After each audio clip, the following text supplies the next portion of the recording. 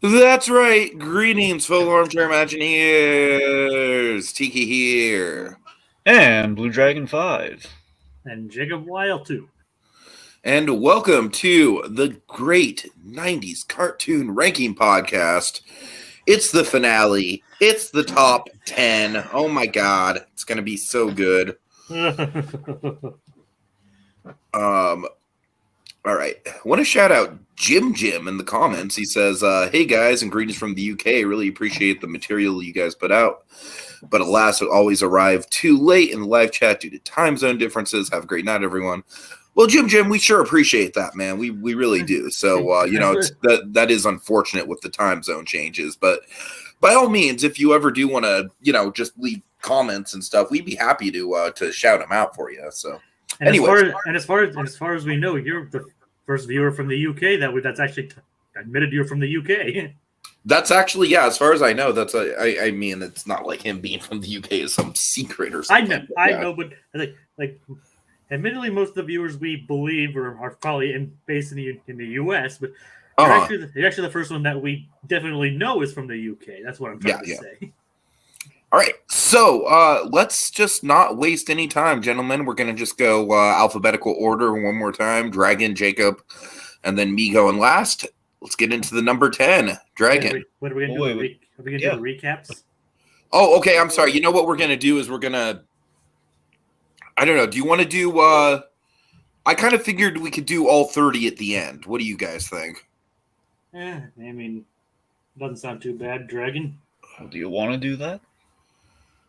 Probably could have talked about it off air, but yeah, I think that'd probably be the best route to go in.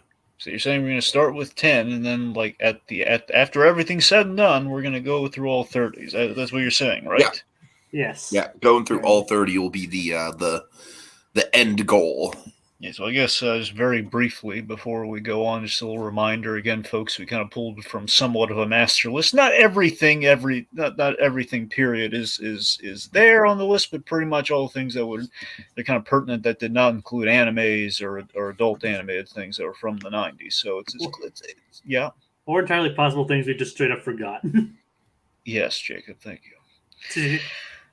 Yes, a few things that did just kind of slip by. Some things are kind of in the gray area. So yeah. So point being, so number of things that were there. So let's see if anyone. Sure, some people probably guessed was going to be on certain parts of our list, especially given the image that we have before us here. So without further delay, number 10, Kablam. Okay, nice, interesting. Yes. So yeah, Kablam, just a holy grail of nostalgia for me. I mean, I think it was early on. I think just kind of like the seed buried deep within. It's just kind of like it's the blending of comics and animation in an unconventional way. It's the variety show format. Might have been the introduction to the variety show format for me. I don't know. It might have been that early on. With Henry and June, and of course some of the fun side players like Mr. Foot. But yeah, I mean. Honestly, I always felt Kablam was like the best presentation of like what a cartoon or cartoons of things of that nature. Despite not having quite the same success rate or like the big hits that came out of it, like cartoons or what a cartoon, what have you. It's just you get a variety of segments. None really the same in what they were. There was very much like an early lesson in different styles of animation. You had like Schniz and Fondue, you had Prometheus and Bob. You had, I think, the most impressive stylistically, Life with Loopy.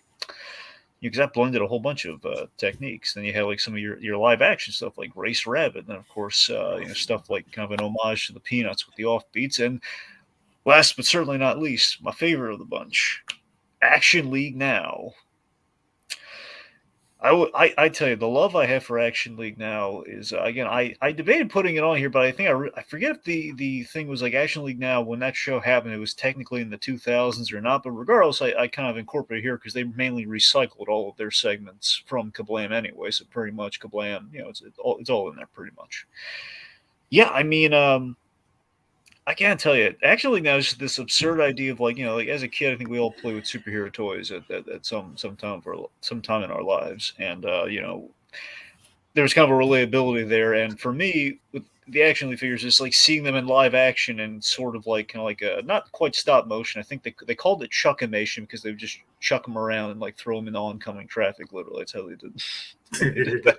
So that was their nickname for it. And for me, just the shit. I'm gonna tell you this one of the saddest stories you've ever heard. Okay, so. I love the Action League now so much, and they had these Burger King toys that they did for Action League now, and I was one of them, but I was a McDonald's kid through and through, so I never got them.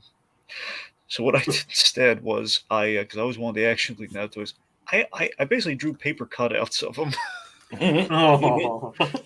I know, it was that sad. I drew my own paper cutouts of them and put them in like the Tonka truck and everything, and it's the whole It's actually pretty creative though.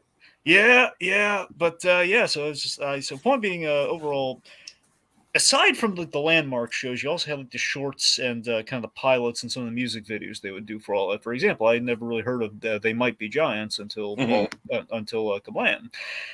And for me, one of my all-time favorite kind of animated shorts. It's going to sound really weird, but I encourage people to look it up. It's nice and humble. It's called Utica Cartoon. It was an animated short done by Frank Krause. Basically, it's a bear eating hot dogs in like a hot dog challenge, and basically, if he beats his record, like it's like one of those places, like one of those things, like hey, if you eat more than the last guy, you eat for free. So it's kind of like a slacker kind of bear just doing this, and he kind of ends up anthropomorphic bear. And he just kind of ends up in this cycle and everything. I don't know. It has like kind of a nice kind of bedrock of Canadian animation to it. It's really kind of nice. Anyway, just Kablam for me is unfettered nostalgia. So I couldn't really put it too high because it's mainly just I love it. I can't say there's like a whole lot of substance there, but it just the quote Freakazoid, it makes me happy. And sometimes that's all that matters. Yeah. All right, Jacob. This has been mentioned previously on, I think, believe both of you guys, so I'll keep it relatively brief. Darkwing Duck. Mm-hmm. It's like Darkwing Duck was like probably like one of the earliest superhero shows I was ever exposed to, and being a parody, it kind of like set into motion of kind of like what I expected from superheroes in a way. It's like, but then again, but obviously realizing years later, Darkwing Duck was more of a parody than anything else. It's like, of course, I love all the characters. Like Goslin, of course, as Tiki mentioned, is like a quintessence, like one of the best cartoon kids. I just adore the relationship between her and Darkwing. Yeah, he's like, I really love the angle of being a single father trying to raise a daughter while also being a superhero. And I just find that really appealing even to this day. And for the longest time until rewatching it, I had no idea that she was adopted. Because I never saw the pilot episode. I just thought she was legitimately his daughter, which I thought was a pretty interesting angle. But even that adding being adopted is actually adds another interesting wrinkle to it that I didn't even know was there upon revisiting as an adult. So that's pretty much all I gotta say. Like the creative villains, the rogues gallery. I love the ego of Darkwing, and of course Jim Cummings' first role that he made his own, where he came into his own as a voice actor. Has a big legacy for it, and I can't appreciate it enough for that. Cool. All right, we got Sony in the comments saying she's favorite cartoons from the 90s are Hey Arnold, Darkwing, and also the Jungle Cubs, which I always forget is a thing. That's like the one Disney based on an animated movie cartoon that kind of always gets washed under the rug. Was that in the 90s? All right, anyway, so my number 10, this is too high, but I just think that it is a very foundational kind of bedrock for pretty much everything that came after it. And that is Two Stupid Dogs. Now, Two Stupid Dogs, I think, like I said, the reason why I have it as high as I do is for the legacy factor. It's not a show that gets talked about a lot these days, but I feel like it definitely influenced the Hanna-Barbera, original cartoons that would then go on to kind of be a springboard for the cartoon era. It was essentially the prototype cartoon, which I've always found kind of fascinating. Then also I just feel like it just really nails the the short person with the loud mouth and the big person who's soft-spoken dynamic. Like, I really think it nails that so well.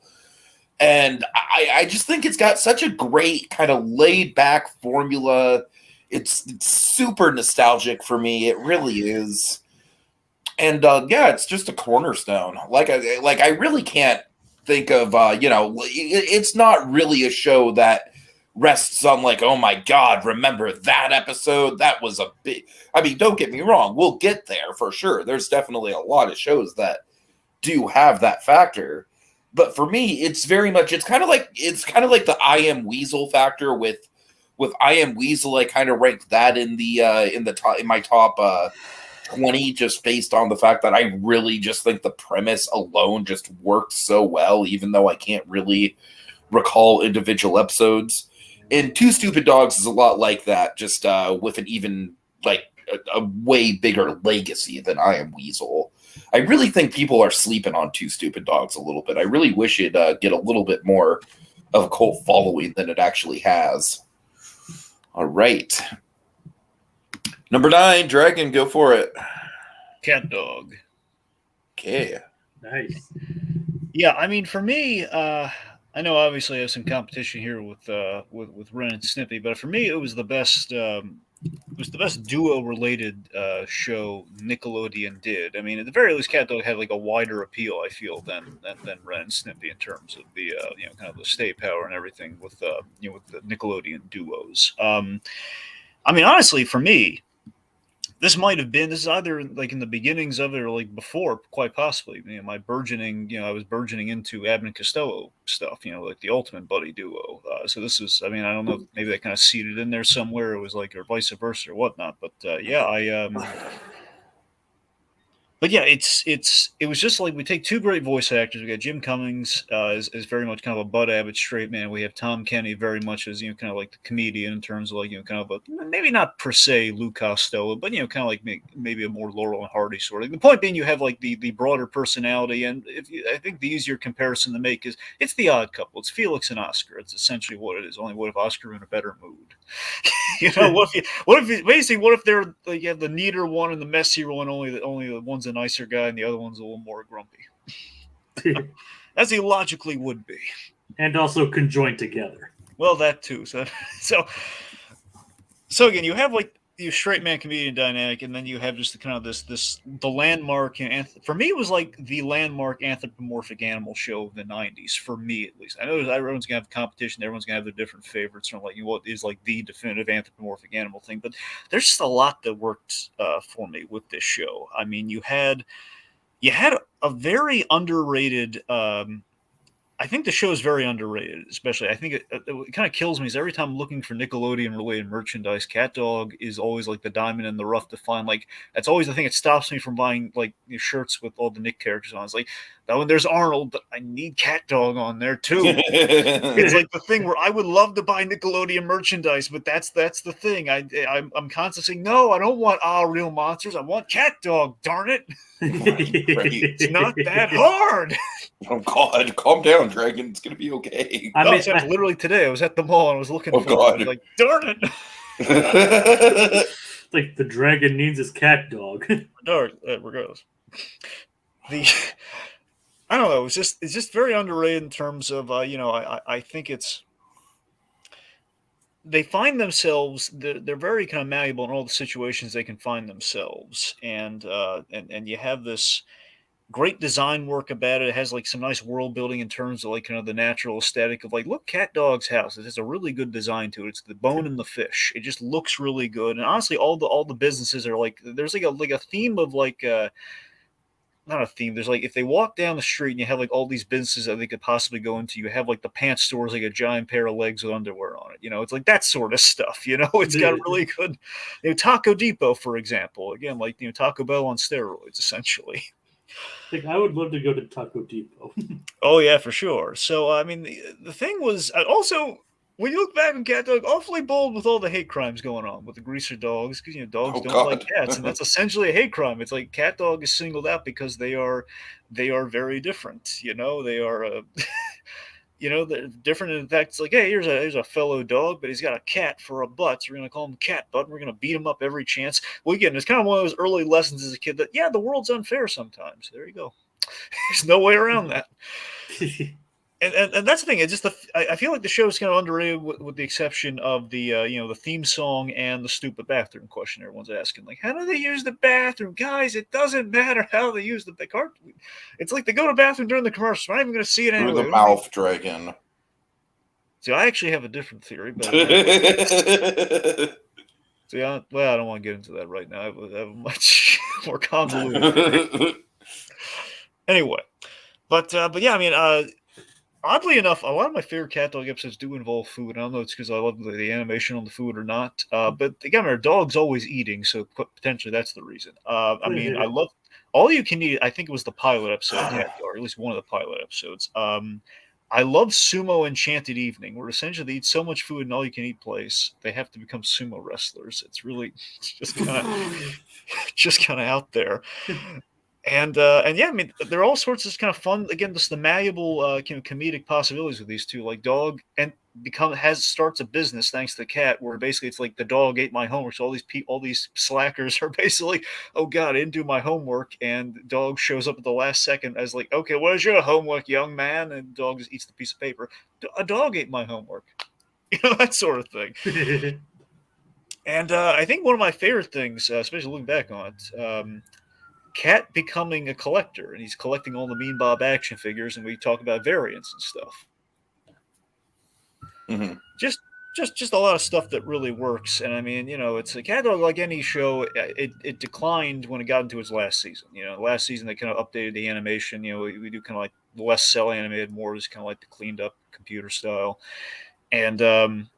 And yeah, it did kind of lose a step. I mean, it had a good finale movie. I can't remember if that happened before the last season or after, but overall, CatDog was funny, and very, very occasionally did they get into the heart of it. Like Brothers Day, I think, is the most pathos-driven episode of CatDog in terms of like it's comedy, it's the usual shtick, but they were brothers, and we don't really touch on that a lot. It's the fact that being conjoined and being stuck with each other. It's not just roommates. They are blood. They're a weird relation, but they're brothers. And it was like a gift of the Magi episode. But overall, just like when I think of Nickelodeon, it helps that they're kind of orange. CatDog does spring to mind. I think it's for a reason.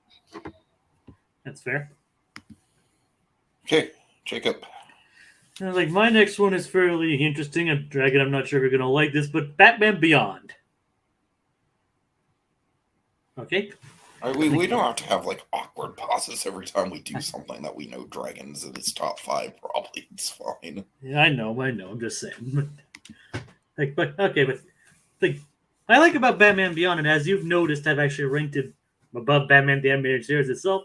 It's like I think it actually does a lot of things in some ways, actually a bit better than Batman the Animated Series did. Like in some ways, it's actually, in a lot of ways, it's also actually darker than Batman the Animated Series. And by having a more teenage protagonist in the form of Terry McGinnis, it's actually somewhat more relatable in some way. Like, not to say that obviously Batman the Animated Series wasn't relatable, but like even like to kids and even some grown-ups, it's in some ways like Terry McGinnis it's quite relatable. He's not this billionaire playboy. He's just an ordinary kid. In some ways, that's more relatable than Bruce Wayne. And of course, we do get an old man Bruce in this. So we're getting 2 Batman for the price of 1. I love the animation style, the dark future, the dark deco future, if you will. And I think even a lot of the action scenes is a lot more impressive when they take full advantage of the futuristic setting. I remember this is one of the things I actually do remember watching. I believe maybe even before Jetix. I think I don't even know if it came to Jetix. Dragon, did this ever come to Jetix? I mean, I think it stands to reason it might have, just given that Batman the Animated Series and Superman the Animated Series were, but I can't say authoritatively. I said I do remember watching it, but like I said, I do not think it was on Jetix. But I said was it Kid? I think it was Kids W. It was Kids WB. I think, right? Yes, it was Kids WB, and then eventually would end up on kind of like midday. I guess midday Toonami if it was like going on for a while. But anyway, point being, yeah, it might have. Who knows? It very well could have been Toonami or like Cartoon Network. But yeah, obviously the theme song always stuck out to me. You know, the intense opening theme. Of course, the opening theme we get to see basically set up exactly what the show is about. Of course, we have Terry McGinnis, voiced by the great Will Friedle. And of course, we have Kevin Conroy, rest in peace, returning as Old Man Bruce. It's darker. It has, I think, the comedic moments land better in this series. Like, I know that's might be a controversial opinion, but in all honesty, I think I would, and honestly, kind of did surprise me upon ranking this, but I do hold it in like higher esteem than the original Batman the Animated Series, based on just the personal opinion. We have Ellie B in the comments. All right. Yeah, that's totally fair, Jacob. Okay. Ellie B just says hello. Yeah, it's my number 9 is going to be Courage. All right.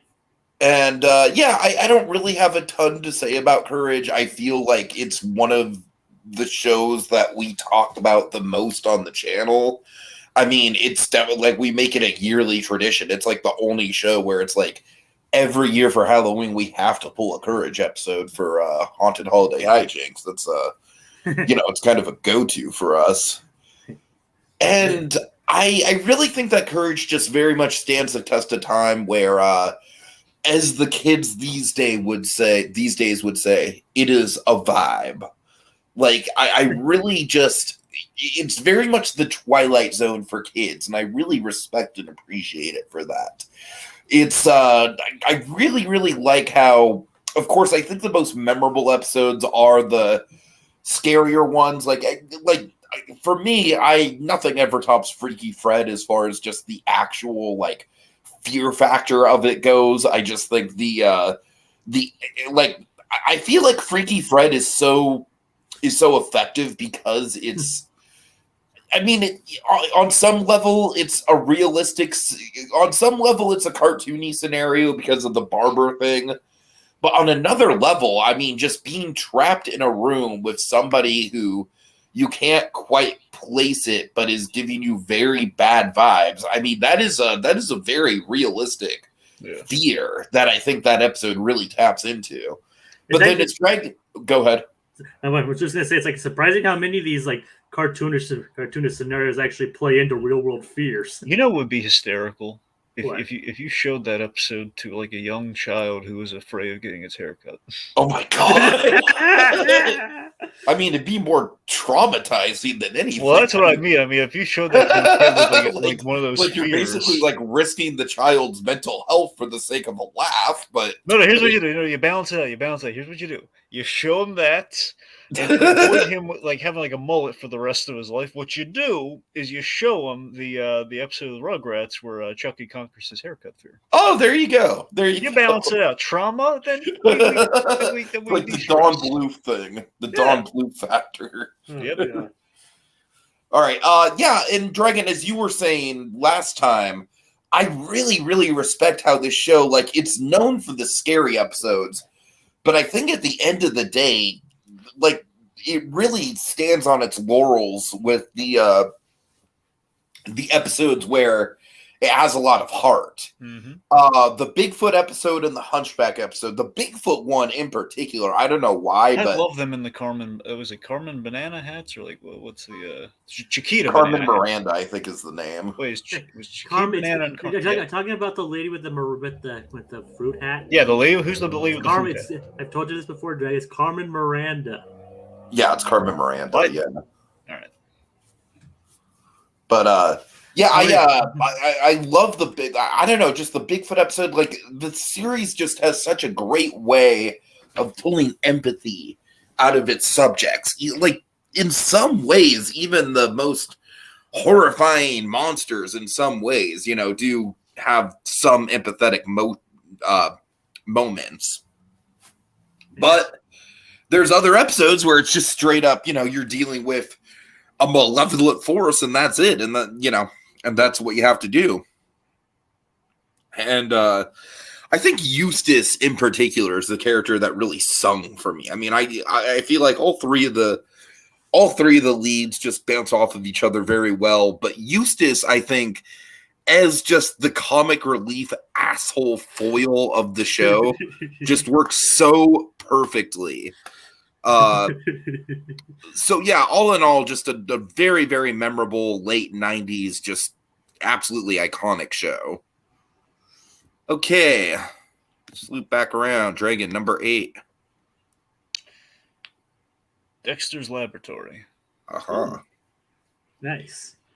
Yes, so Dexter's Lab is essentially what put Tartakovsky on the board. I think, obviously, Samurai Jack really put him on the map, or at the very least was like the high point. I don't know how you want to kind of define that, but the point being, Tartakovsky, obviously, he really struck it right with Dexter. You get to see kind of the early Tartakovsky at work here, and yeah, this was during the years where Cartoon Network was, it was very creator-driven. Well, again, this is more during the restructuring of Hanna-Barbera, which eventually Cartoon Network would kind of absorb. But yeah, it was during the very creator-driven years. And, it's back when audience response counted. Like, the audience said, we like this, we would like more of this, and, well, here you go, here's more of it. Yeah, and it was just it's a literal inventive concept. Just this Napoleonic boy genius with kind of an Eastern European kind of sound to him, and his tall ditzy ballerina sister, who loves literally pushing his buttons. It's just great. I mean, I think it goes much like Johnny Bravo. Only I think probably a little bit more stay power with it being 2 seasons versus 1 season. That's where Dexter really shines. That the Gendy years between the first 2 seasons and the movie, basically Hanna-Barbera years is probably the simpler way of putting it. Because after that, then it fully goes to Cartoon Network. Apparently, when they did the half, without when Gendy left for Samurai Jack. And the difference is very noticeable, to say the least. With the art style, and obviously we have a change in voice on Dexter. I believe, I believe the actress retired at that point. But yeah, I mean, I was always just I love the look of Dexter. I love just kind of like these kind of like these relatable kid things, but again, it was kind of like almost like a proto Codename Kids Next Door to a degree, in which it's something relatable to our world, but just kind of given like a little extra oomph of like what if the imagination of the young viewer were able to be kind of like fully capitalized here, of like, okay, hey, you're excited, you're eager to see what you got for your birthday, so you're gonna turn invisible and go to the toy store, and the parents go, with the major. With the Major Glory action figure episode, the dodgeball thing, which again we're absolutely sure James Cameron loved. Like dodgeball essentially in an Avatar mech, or I guess like an alien mech by that time, to be probably them being inspired by him, but probably vice versa. It's still around. They watched it. Anyway, so just this bigger than life stuff happening with just kind of like, but you also had bigger than life stuff happening, which was played really hysterically, like the Action Hank episode, in which Dexter grows a beard, which is still oh my god, oh god, and yeah, just like overall, honestly, the best way I could economize, my feelings on Dexter is I think Dexter overall there was an artfulness applied to clever cartoons at this time, with Hanna-Barbera. And just like you had episodes like it was almost an entirely silent episode with the light bulb episode, which was played it was so pathos driven over a stupid light bulb. And so you felt the emotion, like this meant a lot to Dexter, and the mother's comforting him in the car. And it's I don't know. We went all over the place on this show. We did that, yet we have Dial M for Monkey and the Justice Friends, and we had put them all in a Voltron fighting an axe-face kaiju, and then we do Ego Trip, which is a really good finale. Yet at the same time, back half again is probably why this isn't a little higher. I know technically the back half is in the 2000s, but we have to factor it in here. It just. I don't know if this was like actually from the revival, but the episode that I remembered for years is the Ice Cream Man episode. I'm not sure. I'm a little sketchy on the ice. You know what I'm talking about? Like the ice cream truck, the ice cream guy who refuses to sell Dexter because he gave him a large bill. I think that's from the original, Jacob. I could be wrong. And at the end, he's like, "You have change for 100." God. Well, don't quote me on that. That might be the original, but I could see it maybe being recycled in the other, making its way into the revamp. I'm not sure, because I know the thing with the revamp is the revamps, the episodes, the writing on the episodes just didn't quite have the same spark that they used to have. It wasn't so much the look, but it was just more so we kind of ran out of ideas at that point. It kind of shows. Anyway, so but again, ultimately, I think unanimously people aren't thrilled with the back half, and I think there's a reason for that. We wouldn't complain or care about it if it wasn't so darn great in the first place. And there you go with Dexter's Lab. It's wonderful any way you slice it. Whether it be the old or even like just the tolerable. Back in the old, it's fantastic. All right, Jacob. Gargoyles. Like I do as we go down the list, the memories from these shows become more and more distinct as I recollect them. Like one of these, this is one thing I remember trying to watch specifically when I was younger, but my sister didn't let me because it was too dark. Like she didn't. It was basically too dark and thought it was out of my age range, basically. Oh God. So for years it was kind of like the forbidden fruit. Yeah. But I always remembered the theme song, the dramatic orchestral theme song, dun, dun, dun, dun, dun, and all that, and the image of the gargoyles crawling up the building. Those images stuck in my mind for years. Claw marks? How can there be claw marks on solid stone? Oh yeah. I just remember that from the trailer on the Nightmare Before Christmas VHS. I mean, it's a memorable line. It's like I can't tell you how many times is Keith David saying Elisa, and of course, like now the spell is broken and we live again. Like, of course, you have the incomparable Keith David voicing Goliath. So. Oh yeah. So that definitely elevates it already. And of course, you like the. And we have the drinking game for our little show here. Like, how many shows does Ed Asner pop up in? Yeah. Yep. Ed Asner's in this one. This one too. Hudson, like definitely one of the coolest old mentor style types. I love him in the Blind Man episode. That's great. Oh yeah, that's a fantastic episode. This episode is full. This series is full of fantastic episodes, and as I pointed out in other shows, it was actually kind of a rarity for it to have a serialized story arc. Like the story, though the episodes are mostly self-contained, the elements carry forward. Like we have the memorable episodes, like I said, of course, the City of Stone, the 5-part opener. You have David Xanatos actually managing to say pay a man enough and you'll walk barefoot in hell. Yeah. Which already solidifies him as a different kind of villain. God, I would love a crossover of David Xanatos and Ra's al Ghul so much. That would be great. Yeah. So, like I said, of course you have Deadly Force, which I didn't watch until it was on Disney Plus, but still notable nonetheless. Mm-hmm. Is it obviously, as Dragon mentioned, the blind man teaching Hudson how to read, basically. Mm-hmm. Of course you have Demona, a great villain. And of course, not to mention, like with all things, it kind of did fall off in the third season. Like the Goliath Chronicles, which is basically considered rendered non-canon nowadays. But based on and admittedly, the world tour did take a bit too long, but But even then, the show still managed to be a completely solid, great animation, fantastic characters.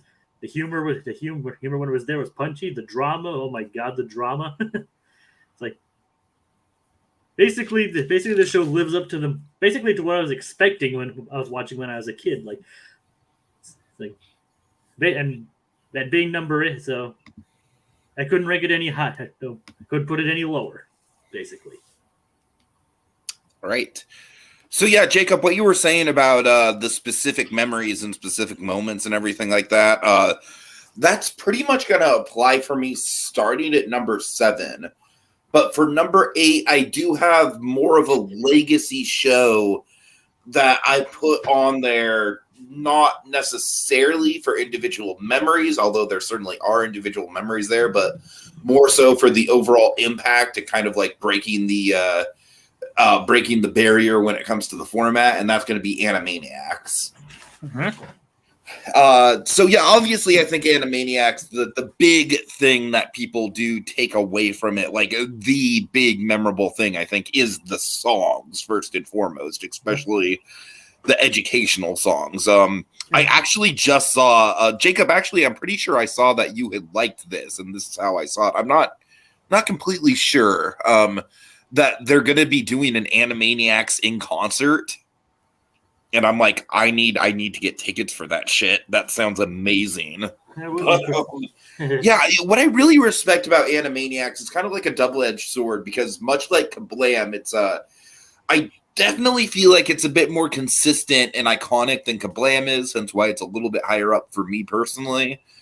But I do think that it does suffer just a little bit from the fact that being a variety show, you know, we've already kind of been over this, but not every single segment is going to be a gem. But my God, there are a lot of gems. I mean, you know, on top of the obvious, like, I feel like most of the Warner Brothers or the Warner shorts just in general are gold. Like, really, really great stuff. Really holds up. Obviously, you have Pinky and the Brain. You know, Buttons and Mindy, I was always kind of I don't know. Buttons and Mindy is kind of a little bit divisive, but I always liked the humor of that. And then you had you know, Bumby's Mom is a classic, just iconic. So yeah, I definitely think that there's certainly it's not a situation where every, you know, in it being a variety show, just by its very nature, it's not necessarily one where it's more so the individual segments within the episodes that stick out than the episodes themselves. Like, I, for the life of me, couldn't recall, like, you know, what segments come from what episodes. But I still think that it's very much I think it's the crown jewel of, I mean, obviously it's not necessarily in the same realm as the What a Cartoon or Oh Yeah cartoons, because it's not a pilot farm. But as far as just being a variety show, I think it's the crown jewel of the 90s variety show format. And of course, it's done by Mr. Spielberg. Spielberg eats this stuff up. It didn't get a memo, but it was still done by Spielberg. You're darn right it didn't get a memo. It's like, what are you, wacko? No, I'm wacko. Back to Louisiana. I just love that. That's like just wacko's calling card. First when he gets to Ohio, we ask these, like, no! Columbus is the capital of Ohio. That's where Elvis lived, you know. It's like I don't know if it was. I think it was in the new series. Like oh, we can't. Oh yeah, Mister Nations of the World.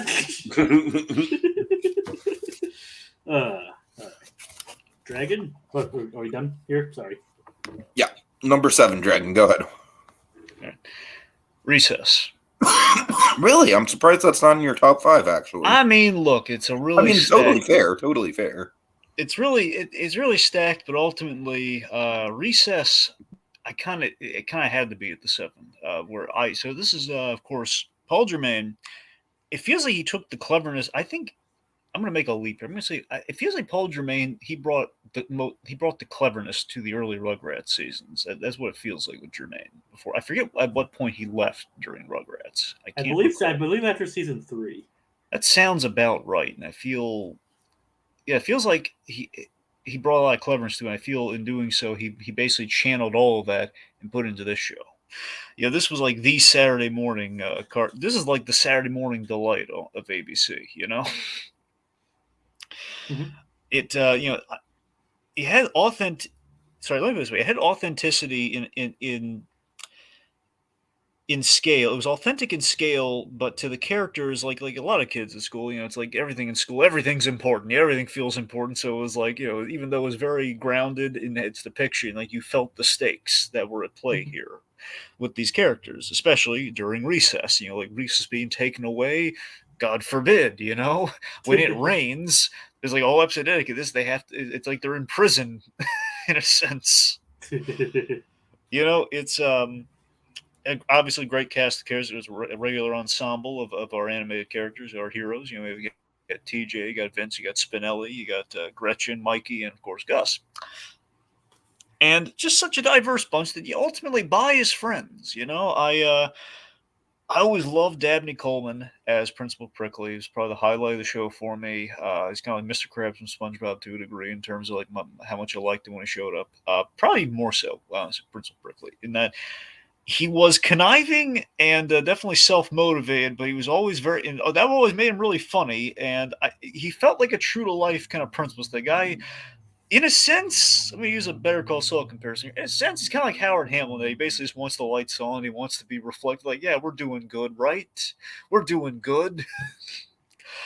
And because of that, with so many of the characters in Recess, Principal Prickly especially, we gave them depth. Like I loved it when we would see Principal Prickly's inner child, and see the kid come out. And there were 2 episodes that showcased this brilliantly. You had the episode, I think it's called Petey or something, where basically it's the episode he gets hypnosis. So it's just called Hypnosis. Or the hypnotist, one of those 2. Okay, fine. Well, the hypnotist episode. He basically gets hypnotized into thinking he's probably younger than the kids in school. That's he's probably like a kindergartner, technically. I think it was like, I forget if it was like he was transported being 6 years old or not. I can't recall. But point being, he was hypnotized into being like a kid, and basically we saw him like Dabney Coleman acting like a child, which is hysterical. And then, of course, the best one.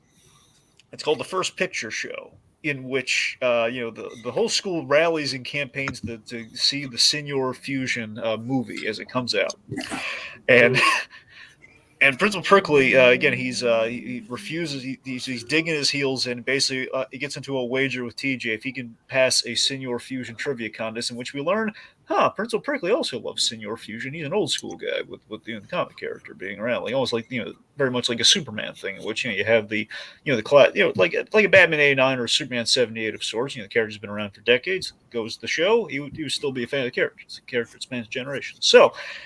Fact is, there's like a bonding element between him and TJ being the counter opposites, very much kind of the Dennis the Menace and Mr. Wilson kind of dynamic. So the fact is, no one was just like a character, just a broad character, a broad generalization or a stereotype. There was more to them, and you had like a litany of phenomenal episodes. Economics of Recess being a favorite. You had like the whole stock market thing. El Diablo, which is an example of just like how we legitimize the absurd stakes of which it's a game of dodgeball, but it's like an epic western with Gus. Oh yeah. And it's ridiculous, but it is also ridiculously enthralling. Like the climax of that, when that kid gets hit and Gus is pissed off, he's taking it to Lawson. That is a great episode. And of course, Principal for a Day for the TJ and kind of prickly things that I did mention, and also Picture Day again, kind of in the vein of El Diablo, where they're in a war zone. Only instead of bloody massacre, it's dirt. One stayed clean. I know. Great. Oh, that's actually the name of the episode. One Stay Clean. Well, that's a very fitting title.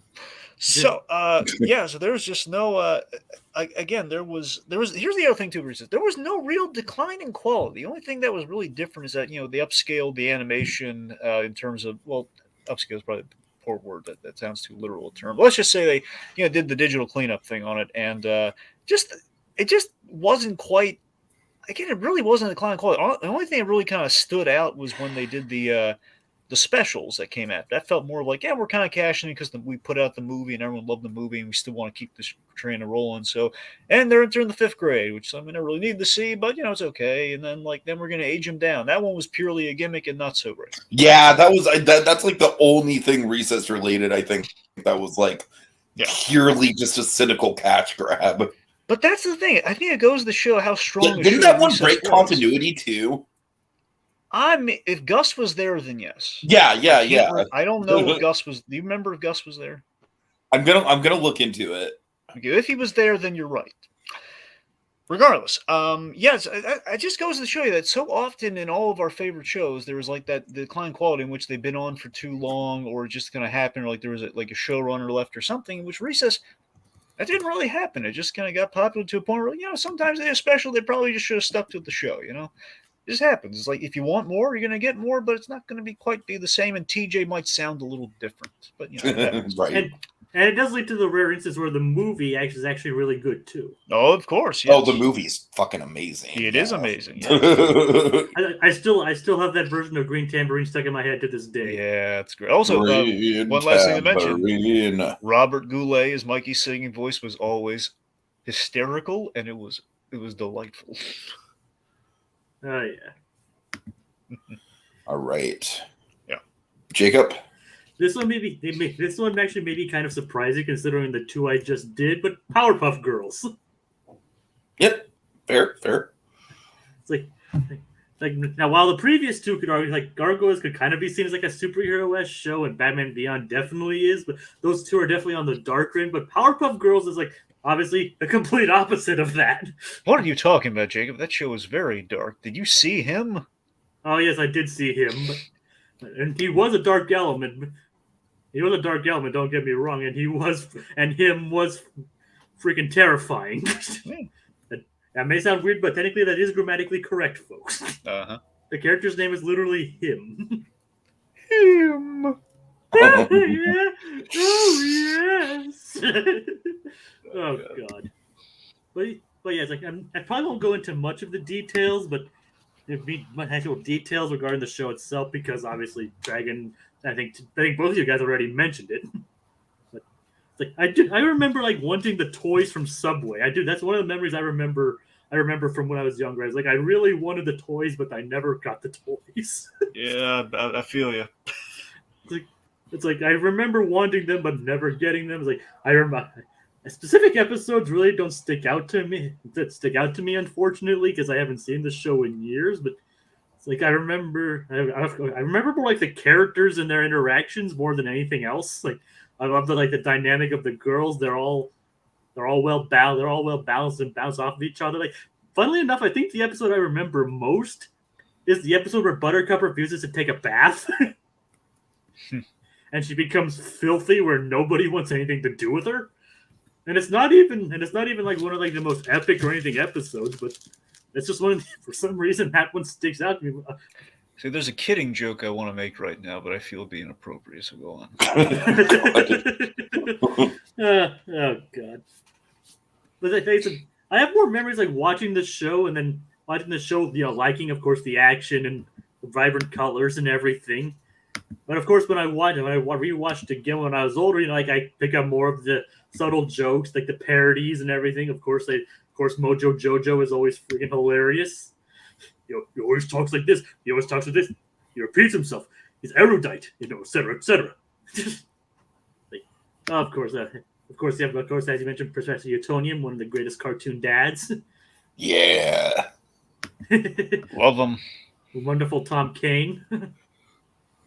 Tommy. Who unfortunately has retired from voice acting. Yeah, it's sad. Oh, yeah. Well, and of course, I remember like specific scenarios and things and character interactions more than I do specific episodes. Like I remember Princess Morbucks was kind of interesting. the Amoeba Boys, the Gangrene Gang, but basically a bunch of creative, very Miss Fuzzy Lumpkins. It's like. All kinds of like creative villains. Like you could tell they're just having a lot of fun with these concepts, and It's again, the funny thing is, I don't remember watching the declining seasons like after I think Craig McCracken left. So that's not obviously that kind of thing isn't influencing my decision here. So I will make that clear. But I still stand by my statement regardless. I do have Powerpuff Girls was again one of the earliest examples of a superhero comedy that I watched and set the standard for a lot of stuff I liked later on. Cool. All right, so also I checked, and of fucking course Gus is in that show. Were you really surprised? Okay.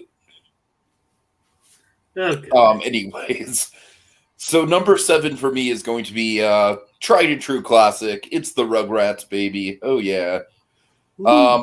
This is like probably the first TV show that I remember as a kid being actively engaged with. Like, I still remember to this day when I was just a very, very young kid, like probably pre kindergarten. It would always be like every day Clarissa Explains It All would come on before Rugrats. And I'd always be like, all right, like I'll watch this Clarissa show, but just to get to the Rugrats of it all. I remember like as Clarissa Explains It All was winding down, there'd be like an air of excitement, like, oh boy, Rugrats is next. And I mean, those first few seasons of Rugrats are just impeccable. I mean, there's something really to be said about kind of like how weird and uncanny a lot of those early episodes are. Like, I feel like Rugrats, it got so watered down. It kind of had like the Land Before Time effect, I think, where people forget that the original Land Before Time is actually a pretty intense movie. Oh, yeah. And I feel like Rugrats season 1, it's kind of the same way, where it's like Tommy gets kidnapped by 2 burglars and no one. I mean, there's practically every scenario is dark in some way. Yeah, they're almost mauled by a pit bull. And the first episode just involves them trying to eat dog food. Yeah. Oh God, right. And that's Dee cooking was that bad. And that's basically the only episode where Angelica wasn't a demon. Like you had episodes that really preyed on your fears, like the Chucky-centric ones. The 2 that really stand out to me there, the don't get sucked down the drain one. Oh yeah, that's a good one. I love poor Chaz had to pay that plumber so many times. It's crazy. The skunk one. Skunked, really? Yeah. The fantasy sequence was legitimately traumatic. Like, I would go out of my way to avoid the fantasy sequence from the skunk episode. What was the fantasy sequence in the skunk episode? Jacob, do you remember? I forget exactly what the context was, but I remember what happened after the fantasy, but I don't remember the Unfortunately, I can't really remember. I can't really say because all I can put my finger on was that it was basically like I'm pretty sure it was something to the effect of like everyone who has been sprayed by a skunk has to go live on this island or something. Okay, I remember it now. Yeah, it was basically a metaphor for segregation, and it really messed with me. I don't think they were necessarily. It was one of those things where it wasn't like outwardly scary, but just the idea that it was getting across was scary to me. Okay, you know what I mean? Tell me, Angelica getting the baby sibling, that didn't traumatize you more. Come on. No, I mean, it's that for sure is the giant baby literally ate her. I'm not saying that wasn't traumatic, Dragon. There were a lot of traumatic and her cheese. And I said, unfortunately, I can't say much about this because, as I've said, I've only watched the first few episodes recently on Paramount Plus, so I wouldn't be able to tell you anything about the skunk trauma or the giant baby or anything. Yeah, that's fine. That's fine. The only thing the 2 episodes that really stick out to me, as far as just like my favorites. Yeah. That really combine kind of like that weird, almost liminal childhood trauma with just super creative concepts are the episode where they think that Stu is a robot. Oh, yeah. And then also, like, I think this, if we ever did do a ranking of Rugrats episodes, which we're never going to do, but if we ever hypothetically did, I think my number 1 would always have to be the Toy Store one. Toy Story 1's still really good. Yeah. I mean, it's such a great creative concept, and I love how it kind of gets turned on its head. It's like because every kid's fantasy. If you were in the toy store, no one else around. It's every kid's fantasy, but it's also like they show kind of the scary side of it too. Oh yeah, for sure, yeah. So yeah, just absolute classic. Of course, I can't in all good consciousness rank into my top 5 because of the seasonal rot. Yeah. But my God, those first couple seasons were excellent. And of course, of course, we all love the baby stuff, but of course, the adult side of things. Oh yeah, of course. Thank you, Jacob, for bringing that up because absolutely, great Rugrats. It's not going to happen, LAB. I'm sorry. It's just funny that the Chaz won the lot. Well, not the lottery. He won like the Pat Sajak Publishers Clearinghouse thing once, and he blew it all in the earwiz. God. Dumbest. LAB, in order to do a great Rugrats ranking podcast, that would imply that we'd have to watch the Dill Pickles and Kimmy Finster seasons, and I'm not going to do that. Yeah, these I had to sit through all that Rugrats. These lightweights would never be able to. I mean, I'm making my way through. Like, I've only watched the first. We unironically know how much I don't like Dill Pickles. Yep. It's like, I mean, I'm still like on the first few episodes on Paramount Plus, so. Oh. Yeah, he's got a long way to go. Oh God. I just need to. I think it's like 9 seasons. Inner Palpatine here. Basically, I just need to know when to watch the first movie. Well, the first movie will be before Dill's born. Then the second movie is before Kimmy's introduced. So, before the revamping style. So there you go. So the second movie's in Paris, right? Yeah, second movie's in Paris. That's right. All right, just wanted to. There's a prelude to the movie that you could watch and then watch the movie. So honestly, it's really simple. So. Okay. All right. So yeah, let's switch to number 6. Dragon, what do you got? All right, so let me say numbers. I knew my top 3 was going to be, but numbers 6 through 4 were really the tricky spot, and I'm not going to say definitively like they're necessarily locked in, but they kind of kept shifting, so I feel bad for number 6. I'm kind of the same way with my top 5. So number 6, a lot of deliberation, and it kind of pains me to put it 6 because I wanted it in the top 5, but SpiderMan the Animated Series. All right. So yeah, easily, it is probably not but because there's a real debate to be had. It's a definitive Spider-Man introduction for me, for sure. It was just pre-spectacular. This was like the Spider-Man, I think, for a lot of people. The voice of Spider-Man with when you're reading the Spider-Man comic. I think for me and for years I was hearing Christopher Daniel Barnes as Spider-Man. This show has awesome melodrama in it, and I hate soap operas because of the melodrama I can get behind. Every time I hear people, oh, they're still watching these soap operas that have been on for decades. I don't get it. And it's like, guys, there's so many other better things on that at least are kind of like updated soap operas. I mean, if you're gonna watch a bad soap opera, watch the latter seasons of Arrow. At least they shoot stuff, At least they shoot arrows and they punch each other a little bit. I don't know, but the best example. A good soap opera, I feel, would be Spider-Man the Animated Series. It's something it's a soap opera I can get behind. The core principle of, you want. Basically, this is like the core principle of what Stan Lee was going for. Like Stan Lee was going for in terms of like kind of the teen melodrama. You can follow this kid and you're going to root for him. And I mean, pre-D'Onofrio, you have like the definitive Kingpin. You have Roscoe Lee Brand. Every time you read a comic with the Kingpin, it is this Kingpin. And of course, the Daredevil crossover being amazing, and again, really cemented, I think, for a lot of people. Basically, what the comics was, where you had Kingpin introduced in Spider-Man before Daredevil, and then of course, it's so interesting. You have like a whole character and subsection that's dedicated to Kingpin is the arch nemesis of Daredevil, but he's also a big nemesis for Spider-Man.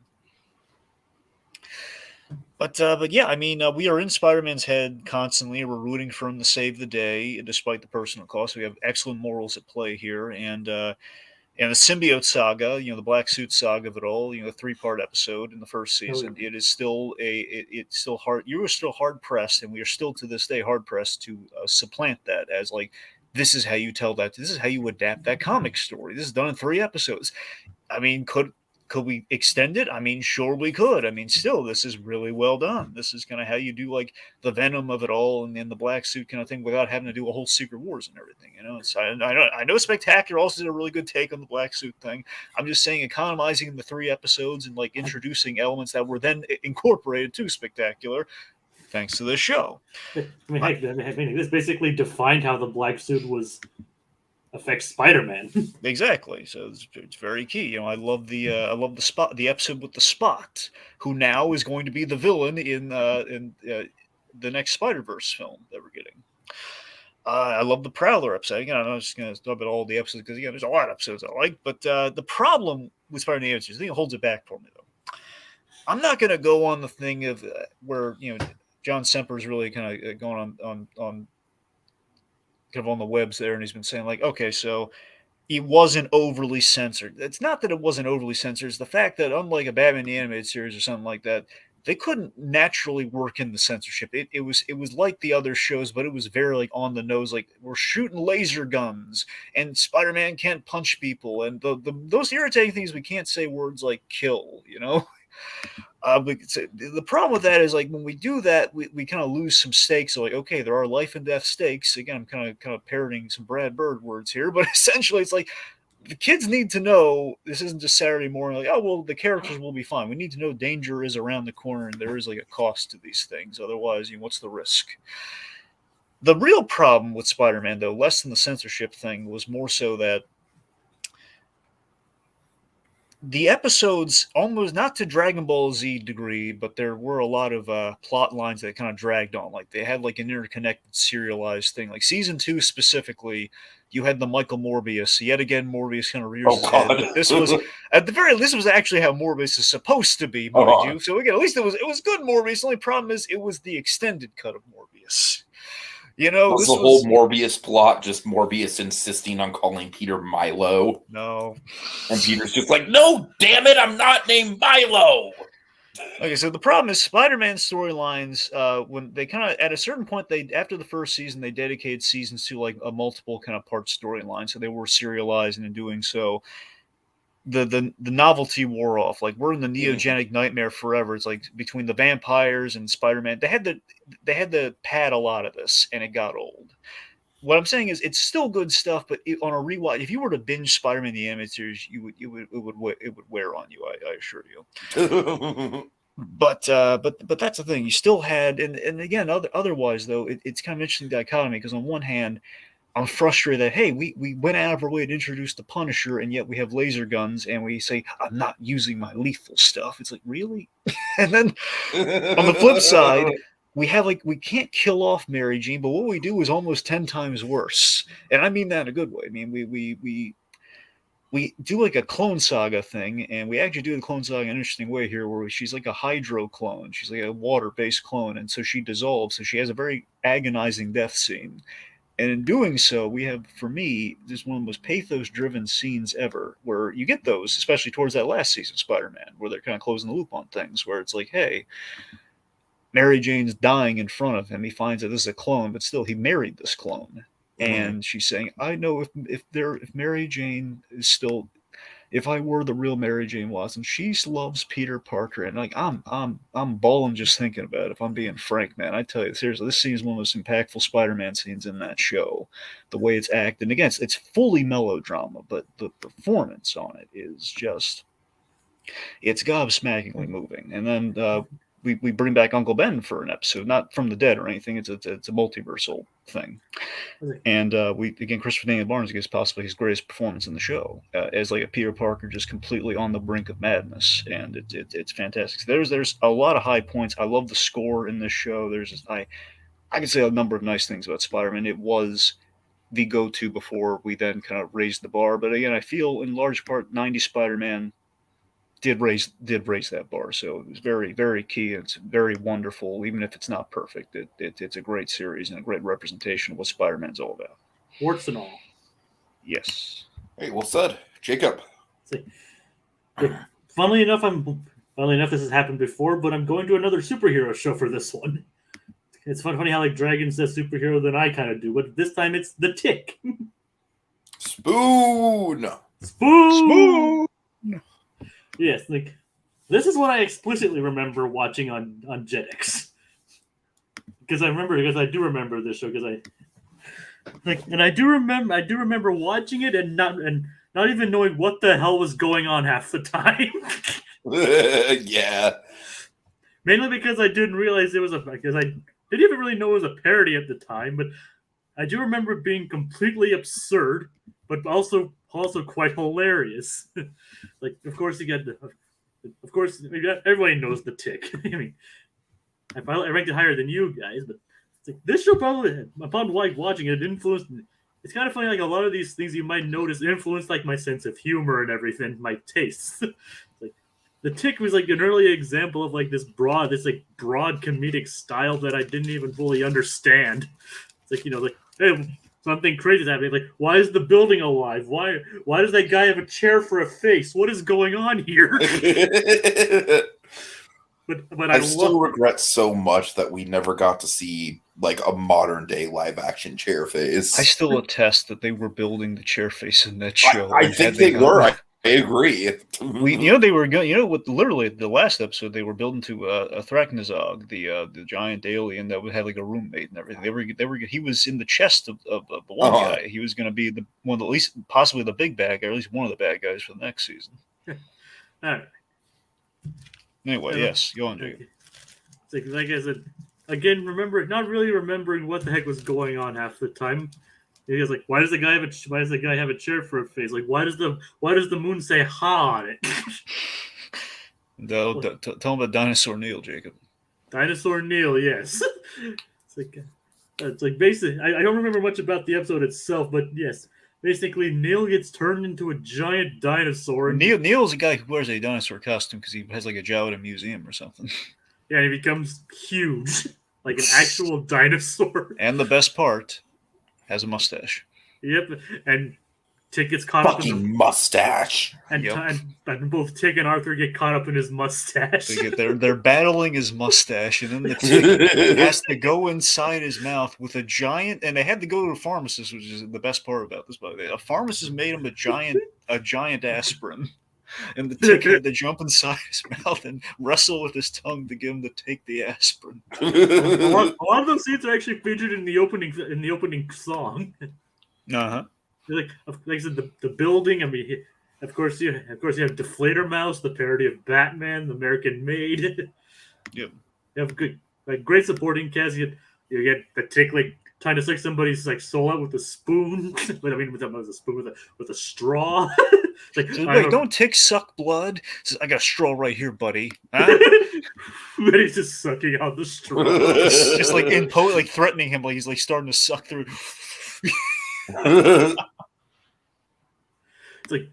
like somebody once I read a comment somewhere, I think on one of the Tick videos where like they described his speeches as like a grilled ham and cheese sandwich, cheesy but satisfying. Yeah. It's like basically looking back, his speeches make no damn sense. No, not in the least, but they're very entertaining to listen to. Basically, it's like what if Adam West had a head injury. It's essentially the Tick. And also oddly inspirational. Like, oh yeah, like you get the Tick go up against these giant dinosaurs. You have the Tick go up against another villain named the Tick. That's great, Barry the Tick. Yeah, it's like you obviously have Dinosaur Neil. You have Chairface Chippendale. You have the Tick versus Arthur's bank account. That's great. It's like it balances it's basically very weird mundane in a way. It does have its mundane side of things, especially with Arthur, and especially being the straight man to Tick's insanity. I mean, considering in the comics he was like he basically escaped from a loony ward. Anyway, though, the Tick influence basically, without realizing it, influenced a lot of my what I like in both heroing and humor in a way. So, basically, I have fond memories watching it, and even rewatching it years later, it still holds up, and I laugh my ass off even now. All right. Okay, so my number 6, this is, I think, not only the hardest thing on the list to rank for me, but also kind of like the stickiest wicket of the entire series, I think, which is SpongeBob.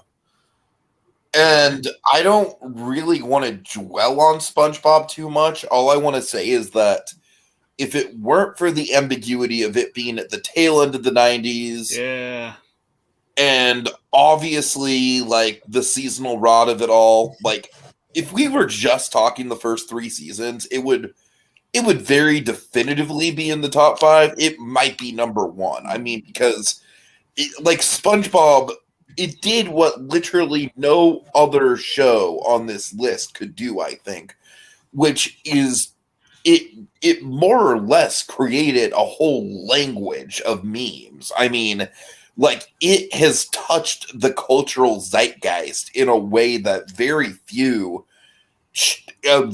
cartoons do. I mean, it is just like everyone who grew up with those original seasons. There's just so much, like I said, it's practically a language. And so, yeah, also, I just saw today, this is actually a really, really sad thing for me personally. Nickelodeon is celebrating it because, yay for seasonal rot. But today actually marks the day that SpongeBob has been on the air officially longer than the previous longest running Nickelodeon show, which was Nick News with Linda Ellerby. oh, Yeah. So, Of all things, that we timed it out like that. Of all things, Nick News. I mean, but seriously, it's crazy that SpongeBob outlived a literal, like, news show. yep. It's almost like SpongeBob's bigger than real life. So yeah, I don't have a ton to add to SpongeBob that hasn't already been said. It's just, it's just the tricky ambiguity of the timeline. All right. Number 5. We are in the top 5, baby. And Top with that, 5. We're halfway there. Halfway there. Yeah. Okay. And again, the 6 through 4. No drink? No drink? Okay, I'm sorry. How can I enjoy this top 10 list without my drink? I see someone's not using their imagination. All right, yeah, that's my point about the language thing. There's basically a SpongeBob reference for every conceivable situation. See, somewhere there's an indigenous tribe somewhere that somehow managed to get access to a TV, and they've watched SpongeBob. And I'm only half joking. Seriously, there are places in the world that are like this where they do actually learn about culture. Like somehow they get like a hold of TV and the pop culture, but also actually there is a way in which they communicate with each other purely through. It is conceivable they could have a favorite show that would be SpongeBob, and that's how they would communicate with each other. They said basically there's almost like a SpongeBob line or quote for every conceivable situation. Possibly. That actually kind of reminds me of a really trippy thing I just found out about this week, where apparently there's like an island in Manhattan, like an island in the middle of like a deeply forested area, so it's like in the middle of a lake or something. Okay. And it's so remote that the people living on it still have British accents from all the way back, from the colonial era. Huh. Isn't that fucking trippy? Yeah, That sounds made up. Is that real? I looked it up. You can see news stories about it. All right. Well, there you go. All right. Anyways. Anywho, yes. Back talking about cartoons.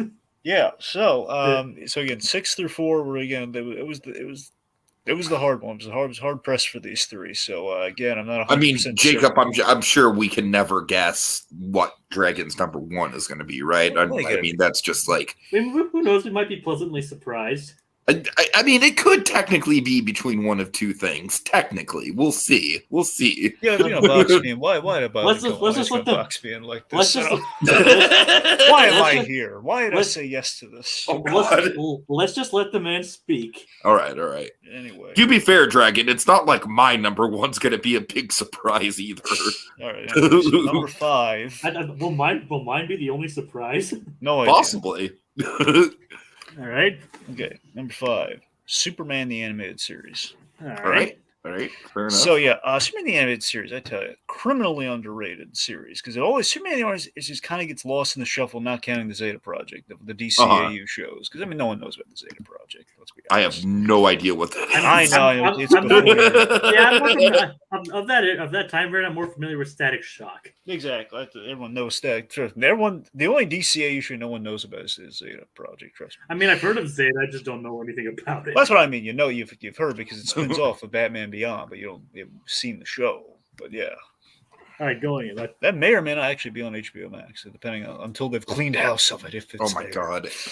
Regardless, it's a criminally underrated series because obviously the Batman villain, and really Justice League it was kind of the nail in Superman the Animated Series' coffin by the end of the day because you have like one superhero. I want 52 superheroes between 7 to 52. So Superman, poor guy, kind of gets lost in that shuffle. Regardless, so it's like if Batman the Animated Series was kind of in the shadow of the Burton Batman when it came out, then Superman the Animated Series hadn't even bigger shadow in a sense, depending on who you ask. I mean that you're in the shadow of Donner Superman in terms of like you're gonna take on potentially the next definitive take on this character that is going to define generations. Possibly. The better comparison should have been Fleischer Superman, and I actually think it's a pretty decent stylistic follow up to that. I mean, even Batman was an homage to Fleischer Superman. Well, sure. Well, I mean, like just canonical, like since the last one we got is what I mean. Sure. Because Fleischer's like in the 50s, and then Donner Superman's in the 70s. So this is technically Fleischer's more in the 40s. Well, you know what? All right, fine. Sorry, yes, the 40s. Okay, so point being, so if you had points, the last big like definitive Superman that you had is Donner Superman.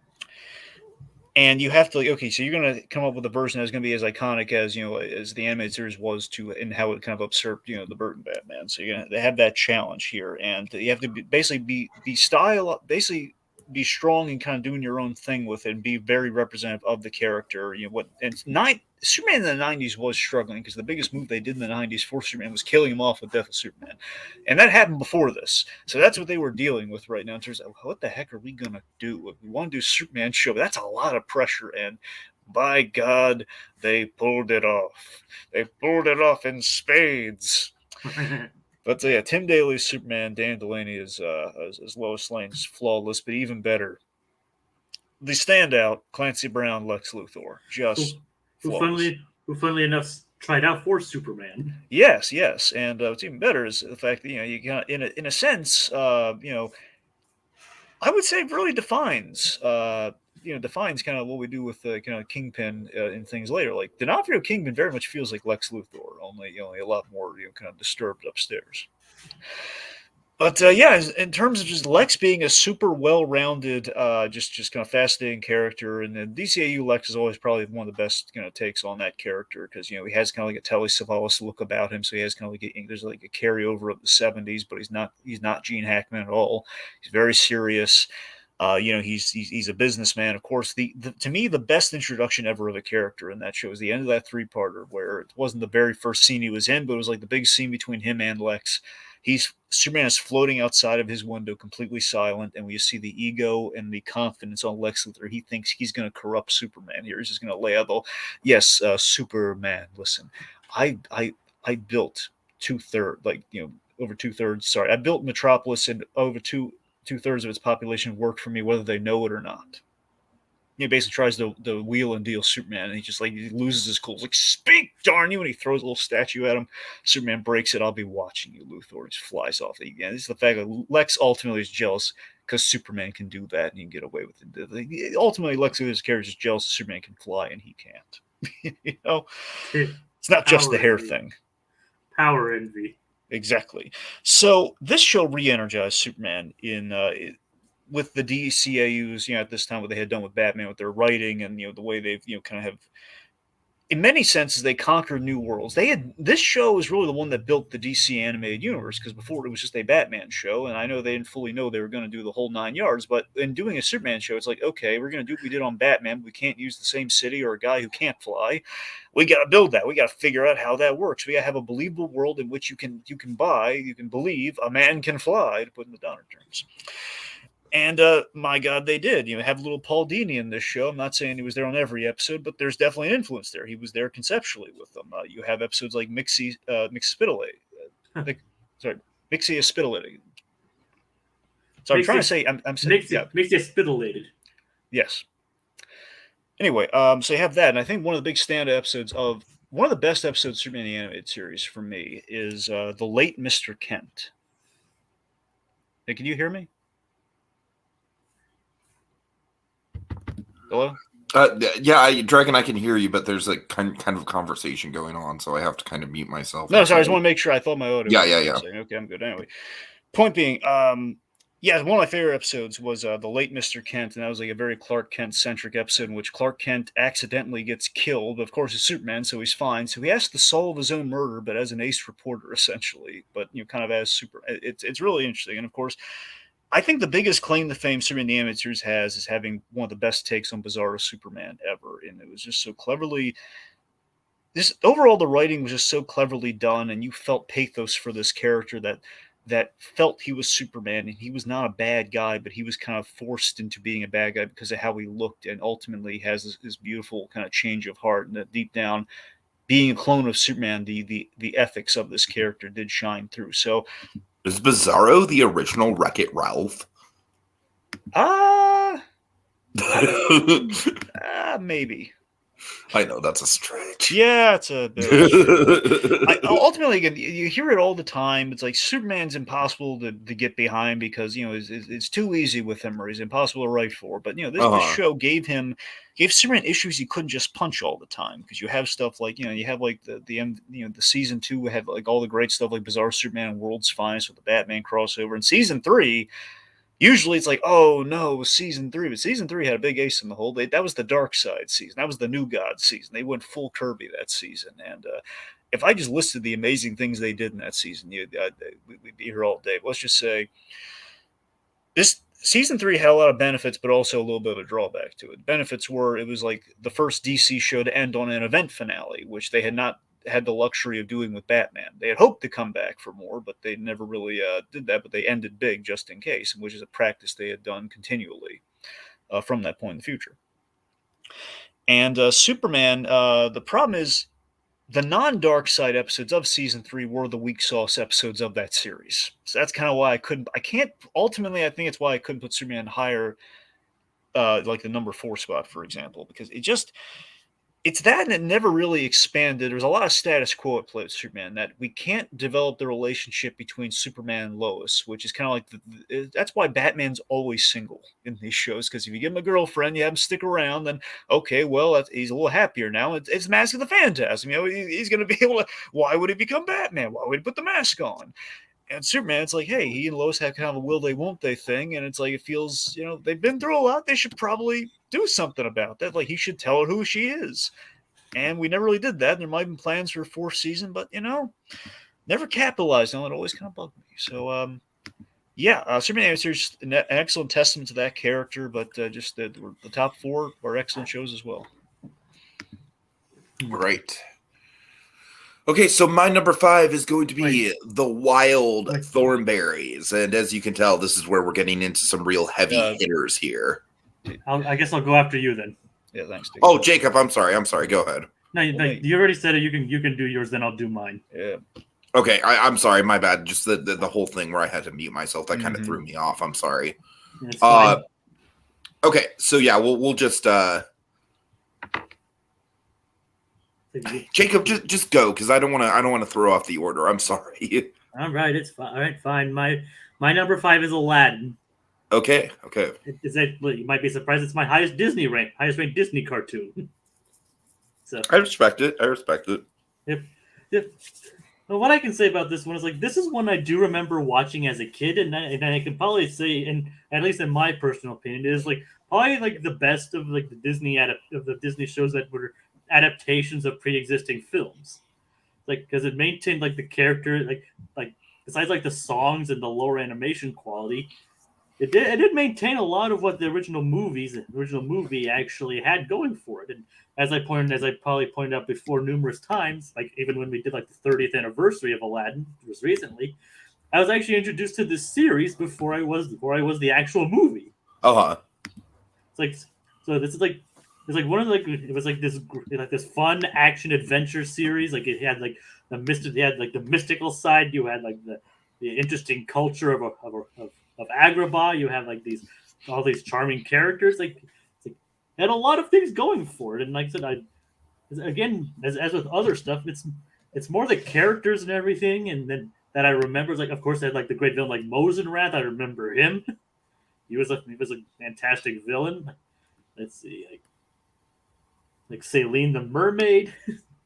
I mean, those are maybe not the most memorable episodes, but like the show itself, I think stands on the test of time. And one thing it's even associated with happy memories in high school for me, because it's like my girlfriend at the time, she was into like Middle Eastern culture, and that included Aladdin, including the animated series, and like it got me back into watching that. Like so, and basically made me rediscover both the series and the movie again. So, like, I can't speak much about the series, but what the series actually means to me, and I mean that's one reason why it's ranked so high. Like, it meant a lot to me as a kid, and even meant a lot to me during my high school years. So, again, like great action adventure. As besides the music and reduced quality, has a lot of the stuff carried over from the movie. And I just think it's actually, and I think it has a lot of creative, fun concepts going for it. So I'm not going to go over it much more because if you want to hear more of my retrospective on that, check out the 30th anniversary we did on the Aladdin movie. Mm-hmm. So, number 5, Aladdin. All right. So, yeah, obviously my number 5 is the Wild Thornberries. Get on! Oh my god, I'm so shocked right now. Oh, no. Jacob, did you see this coming? Because I didn't. That's amazing. He put it number 5. Not from a mile away. Spectacular. Tiki, please. I'm in Oh, Jesus Christ. All right, I get it. All right, Dragon, let him speak. We'll go. Okay, so the Wild Thornberries, all right, Jacob. I very much think this is the show that I have ranked the highest based on the premise alone, because I just think this is just such a rock solid premise. It really is. I mean, I dug the hell out of. I mean, this show to me as a kid was basically lifestyle porn, right? Like, just like, it's kind of like how people are obsessed now with the rich and the elite and whatever. Fuck that shit. I wanted to drive around in an RV throughout all these eccentric locations with my cool parents. I mean, it was the dream, man. It was the dream. Not an RV, my friend. The Convy. The Convy, yes. And the Convy is, I mean, just talk about a kick-ass, fictional vehicle. I mean, goddamn, I love it so much. Smash it. Yeah, of course you have Tim Curry in there. I would wager to say that when all is said and done and the dust settles, I mean, honest to God, Nigel Thornberry is up there for the most iconic roles that Tim Curry ever had. It's just so freaking I don't know. It's timeless. It's just a timeless show, a timeless character. It barely ever dabbled in any sort of bathroom humor at all, even though the temptation was probably there with the animals. Mm-hmm.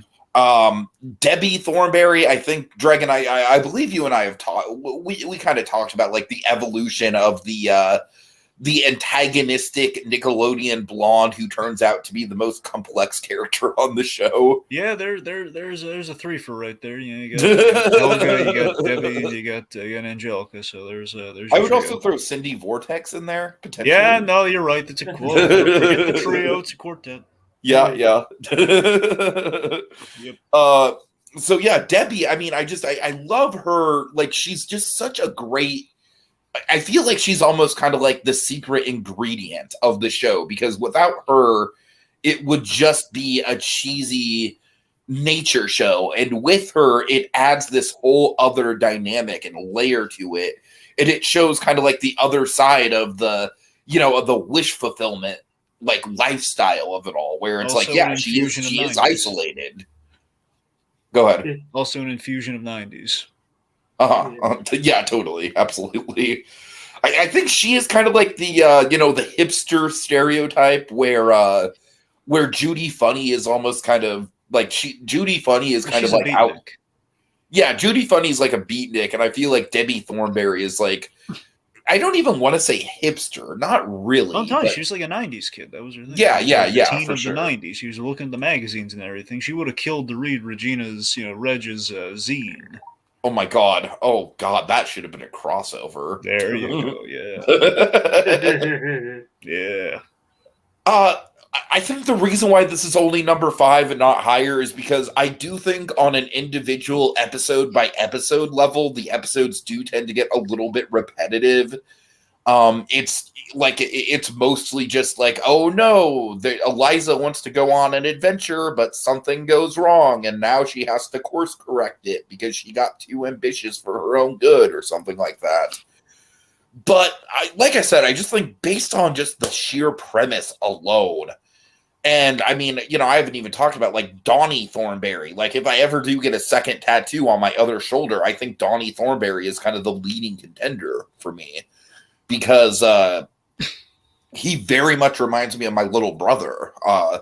Like, that was kind of like a running joke in my family back when the show first aired. And then, of course, Darwin being the, kind of like the pragmatic sort of center of it all. Tom Kane. And Marianne, I think, is Marianne. is a great, so she's kind of the great straight man of the show. So there's just all these different elements. I think it's probably the best looking Class B Cuspo show, just in terms of, I don't really think there's any designs that are straight up ugly, and the backgrounds were always really good because of the locales. So yeah, just an all around really, really killer show. Just not a ton of individual great episodes, but an all around killer premise. All right, number 4, Dragon. Okay. So number 4 was a very tough call between this and where Superman the Animated Series was, but Batman Beyond. Okay.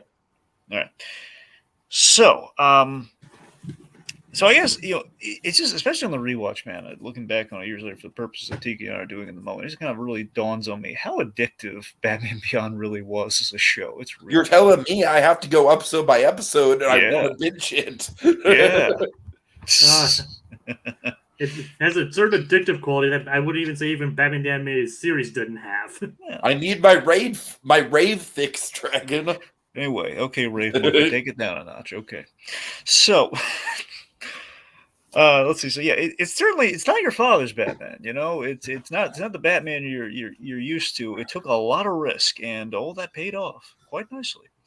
I mean, Batman Beyond, it just goes to show you that I would say Batman Beyond, even more than The Dark Knight Returns, is like the definitive future Batman. So people think of what's Batman's future going to look like. I think they're thinking of this before they're thinking of Dark Knight Returns. I know that might, depending on who you ask, might be kind of a bold statement, but I think just given how far it just seems further in the future, is given where we go with that story. Because Bruce is older because he's 80 in that, and he's roughly 80 in this. In Dark Knight Returns, he's like 55. So feels more far removed because of that, in a good way. And I don't know, it's just, you have Will Friedle and you have Kevin Conroy having such chemistry together in this show as Terry McGinnis and old Bruce Wayne with this mentor story that's at play, which I still attest influenced at the very least the first Ant-Man movie. You get that whole Scott Lang, Hank Pym dynamic.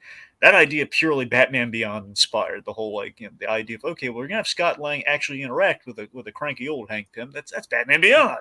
No wonder I like Ant-Man so much. Darn it! They're doing something right.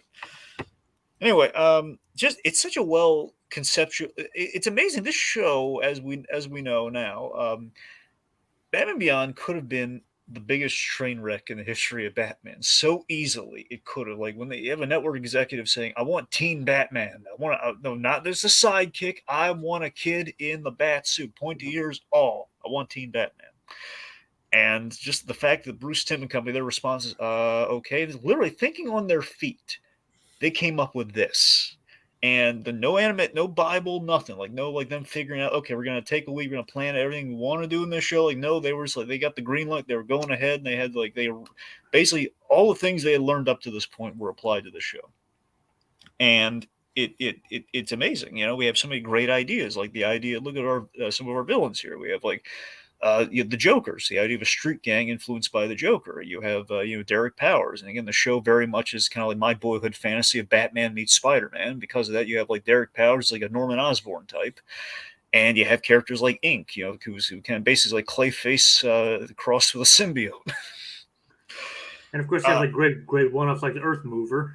Oh, for sure. And that's the thing. It's like, not only that, it's not only is our future stuff well thought out, when we dip into the past so rarely, really just 2 occasions do we ever really have like an honest to goodness flashback. Technically 3, but let's just focus on 2. You have Rebirth, the Dark Knight's Last Night, which is gobsmackingly a definitive Batman moment in the DCAU, such a well built up moment of like why Batman retires. I mean, really terrible and cataclysmic would have to have happened, and my God, did it. Batman almost fires a gun. Yes, Jacob. Yes. And yeah, it's just like any show. There's a select few episodes that are kind of clunkers, and that happens. Like Batman the Animated Series, you got a few episodes like, it's like, I won't say which episode specifically here, but let's just say, you got a few episodes like, it's not the worst, it's not a bad episode by any stretch, but it's certainly very weak. And tragically, like Batman the Animated Series, despite season 1 of Batman Beyond really kind of going for like, we're going to go serialized with kind of a story kind of like being told in a few parts of the Derek Powers affair here.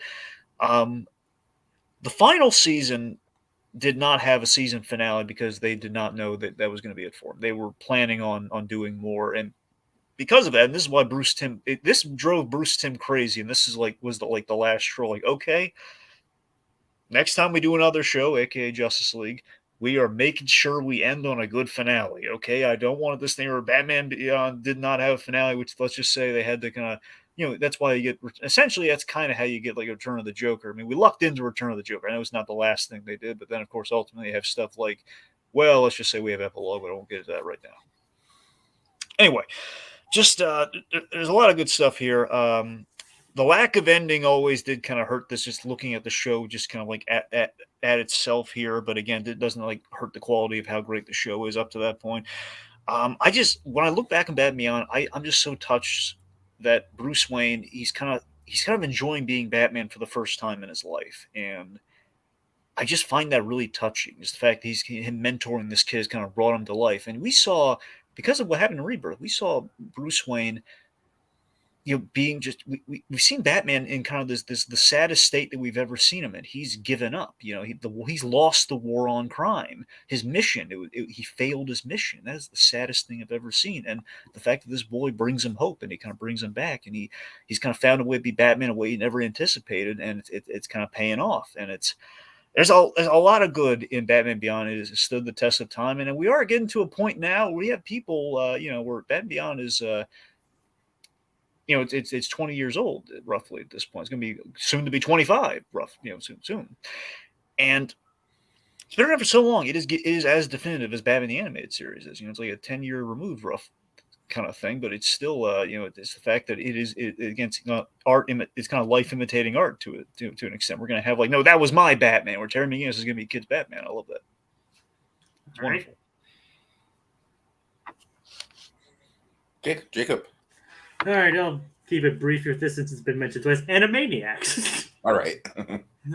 It's like again, something I do remember watching as a kid, probably on Cartoon, most likely on Cartoon Network. But again, as Tiki mentioned earlier, this is like the epitome of the variety show format. Like, it's basically what Tiny Toons set out to do, but ramped up to the max.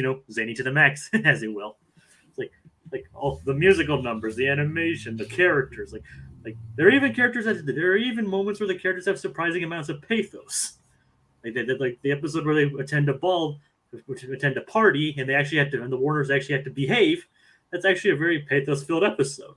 Like, not only does it balance like the comedy, but also you get to And even like the Rita and Run stuff, that stuff is sometimes straight up sad. it's like, oh, like I'll keep it brief since I'll probably dig into my top 3 in greater detail. But Animaniacs, even like is again something that I appreciated more when I was older, and I just really think it still lands even to this day.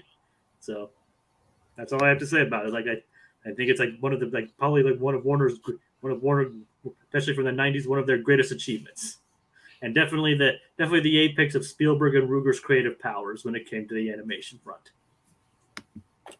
Cool. Okay, number 4 for me is going to be Recess. Ah, nice.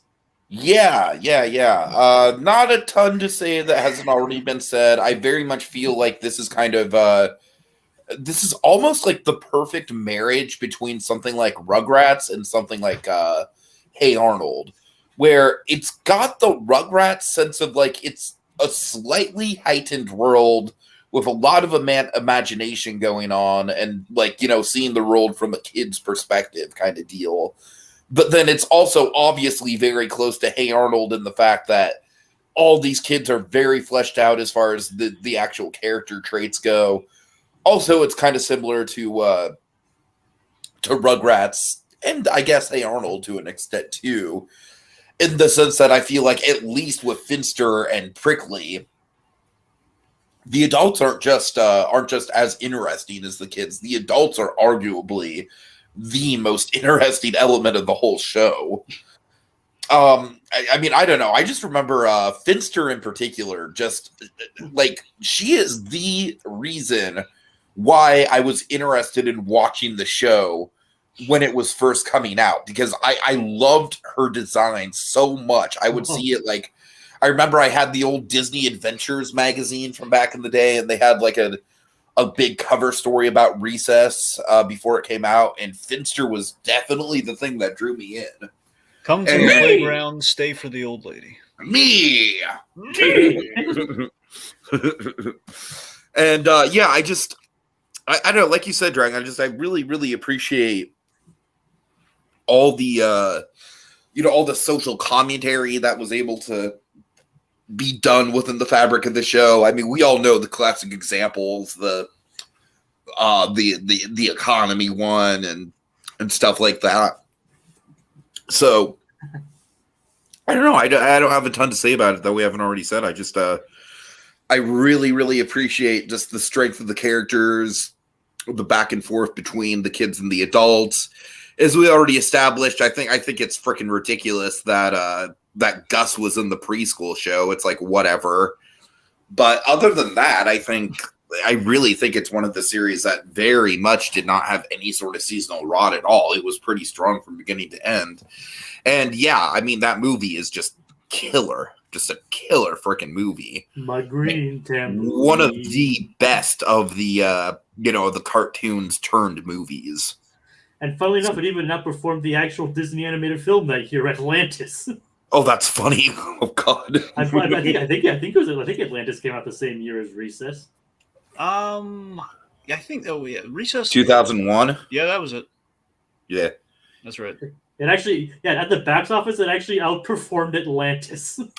I mean, that's both nice and sad at the same time. I know, right? It's like I'm happy for Recess, but I'm like, oh, Atlantis, no. Poor Atlantis. Poor All right. Atlantis. Number 3. Dragon. Hey, Arnold! Ooh. Okay. Yeah, again, this was look. Hey Arnold's in the top 3. It was the top 3 are the top spots. But Hey Arnold, it's sincerely probably the best of the Nickelodeon shows. It's the Peanuts for the '90s generation, kids. What more is there really to say? No, I'm kidding. I'll go on. So, So with animation, there is a question of, I remember Brad Bird's kind of like mentioned this once, and he's kind of in answer to this. It's sort of like an animation's question like, why animate it if it can be done in live action? That was kind of the studio mentality he would go up against a lot of the time, because Brad Bird doesn't do animated things or like, super cartoony and everything, because he goes for like real life and kind of like the real kind of like, like something authentic. And people wonder, like, for my father is very much of like, you only do something animated if you cannot be done in live action. But my answer would be with this is that outside of the protagonist having a football shaped head, outside of that, I think the answer is kids weren't expecting it because of that. It's like, I think it helps strike a chord in that, like, hey, these cartoons have problems and struggles that we have. There's something like, it's going to get the attention. Well, it's animated, so I'm going to check it out. And you're going to stick around. You're going to absorb something from it. Like, okay, this is why we do something like this in this medium. It's going to have an even kind of have more of a stay power, if that makes any sense. Mm-hmm. So, I mean, Arnold, it's not just a funny show, but it has so many great moments of comedy, and it's so very funny and very relatable. But it's also very in that spirit. It's also very pathos driven. With that, there is a morality play aspect of Arnold that I've always loved and appreciated. I love seeing Arnold do the right thing in these episodes and kind of these situations, and I love more so seeing how it inspires others. It's of course the Christmas episode deserves an Emmy. If we can just go back in time and give it an Emmy, we should. Just like literally sit the selection board in a room and it's like, hey guys, watch this. Basically, it's like, watch this, and if you cry, that means you vote for it. Okay, that's how it works. If a tear is shed, that's your vote, of course. Oh God. Yeah. No, seriously. I there's a number of episodes. Honestly, Hey Arnold, if I'm being frank, you look at Hey Arnold, the worst thing I could ever say about this show is that the only problem is, like, obviously Arnold betrays Iggy, worst episode of the show. Yeah, but beyond but that, honestly, at this point, I feel like Arnold betrays Iggy is kind of like a fun part of the identity of the show, because it's like it's almost kind of fun to hate on. So that's the thing. So that episode clearly that's an indefensible episode, but. On the flip side, though, when you look at Arnold, though, the most critical thing I could ever say about it is that season 5, not bad, but I think if you really look at it, I think a number of the episodes, not all of them, I think a large number of the episodes in season 5, the morals are a bit flawed or compromised compared to what they were in the previous 4 seasons. You look at the morals of the episodes, in which we're kind of skewing a little more. I don't know if cynical is the right word, but you're skewing a little, not or mean spirited, but we're doing stuff that feels like. It's not quite that we've run out of ideas, but it feels like we've kind of done the best kind of payoffs to these characters already. So we're kind of like giving them things to do at this point. Like, for example, season 5, I think, is when we get Arnold. We get the Cousin Arnie nightmare. Oh God! I think, could be wrong, but that's the thing. And there's nothing. I want to be clear that these are not. That's nothing wrong with that. It's like they're not bad or like egregious, like an Arnold betrays Iggy sort of thing, where that one's like the morals completely bankrupt in that. Like, well, what did we learn from this? Yes. Oh, God. But, it's like if you betray your friend, you have to humiliate yourself by wearing a bunny suit. Exactly. Just doesn't like. Yeah. It really hurts when Arnold didn't really do anything wrong there, and we saw that he didn't do anything wrong, so he shouldn't be punished. I don't like that.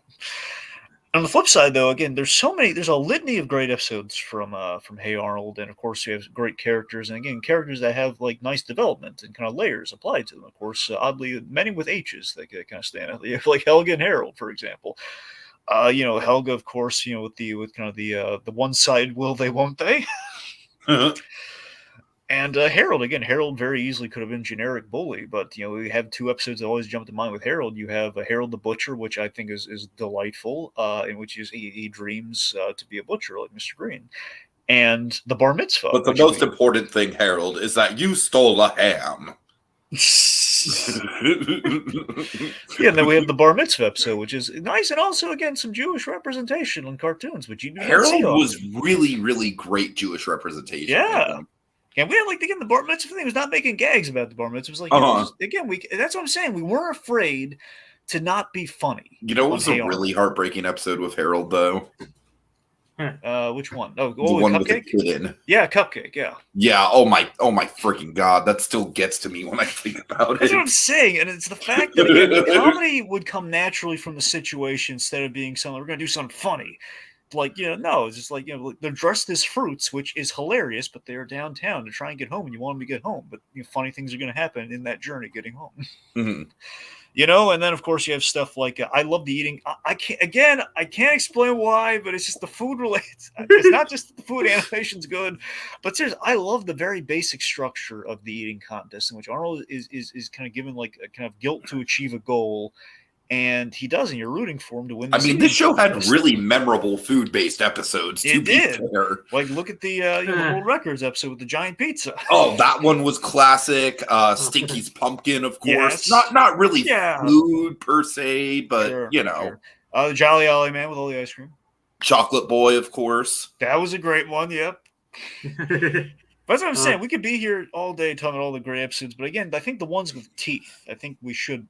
I mean, you have. I think I'm going to save this more for you, Tiki.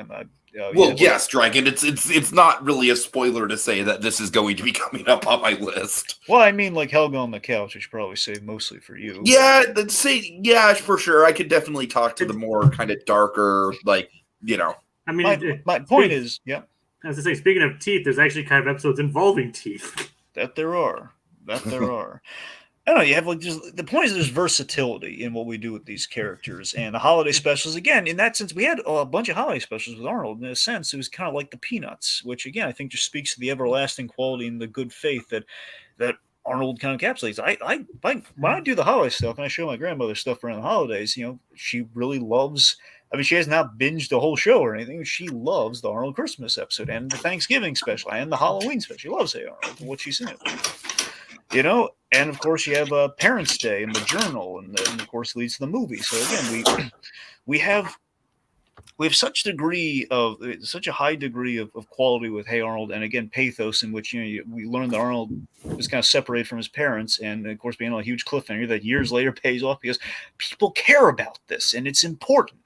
Like we have it's Arnold dealing with the world's problems, and again, he's like a young Solomon, but it kind of works. Like you have Stoop Kid, you got Torvald, you got Mickey Kalon, you got the Pigeon Man, for Christ's sake. It all just kind of works, and it all just again the show with this oddly football-headed kid is like it's the new Peanuts, it's the '90s Peanuts, and it means something.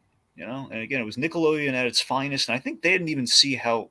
There's no way they anticipated how the legs this thing would have, and it's still, I think, nostalgia of the highest order. Okay, Jacob. All right, moving from that to Ed, Edd, and Eddy. All right, that's fair. It's like it's family enough another show about a cul-de-sac full of kids. Yeah, pretty much.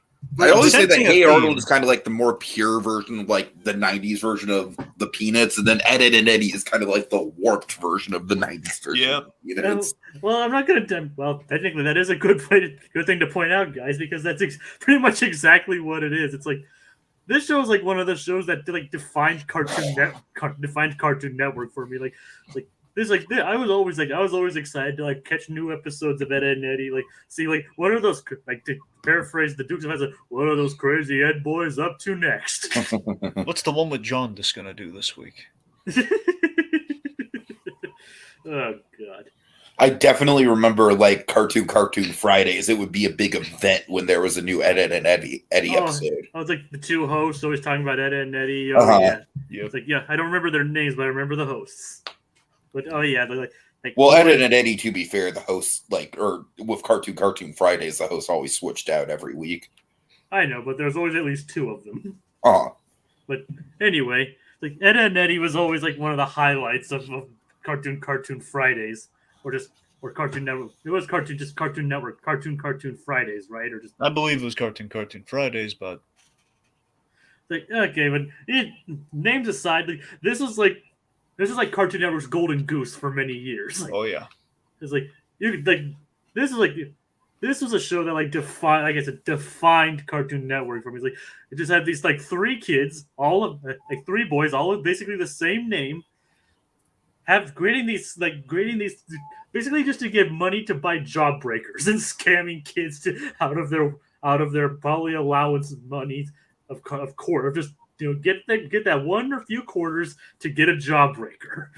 It was simple motivation, but it was always interesting, and usually the Eds usually deserved what was coming to them anyway. It was like basically classic. Basically, I don't know. I'm stumbling to find the right words here, but of course there was always episodes that were more memorable, not even focused on scams, like the episode where reality broke apart, where they were just basically trying to the deconstructionist episode. Yes, exactly. Like basically, it started with Ed taking a few parts out of a watch. He's like one Eddy and a whole bunch of doohickeys. My favorite part of that is just when he removed Jimmy's outline. That cracked me up so much because it was the thing you always notice in cartoons. Yeah, what about the ones with the thick outlines? Like, oh God, that's what happens. We have met a cruel end. Dang it! as he's draining down the sewer, then eating the moon.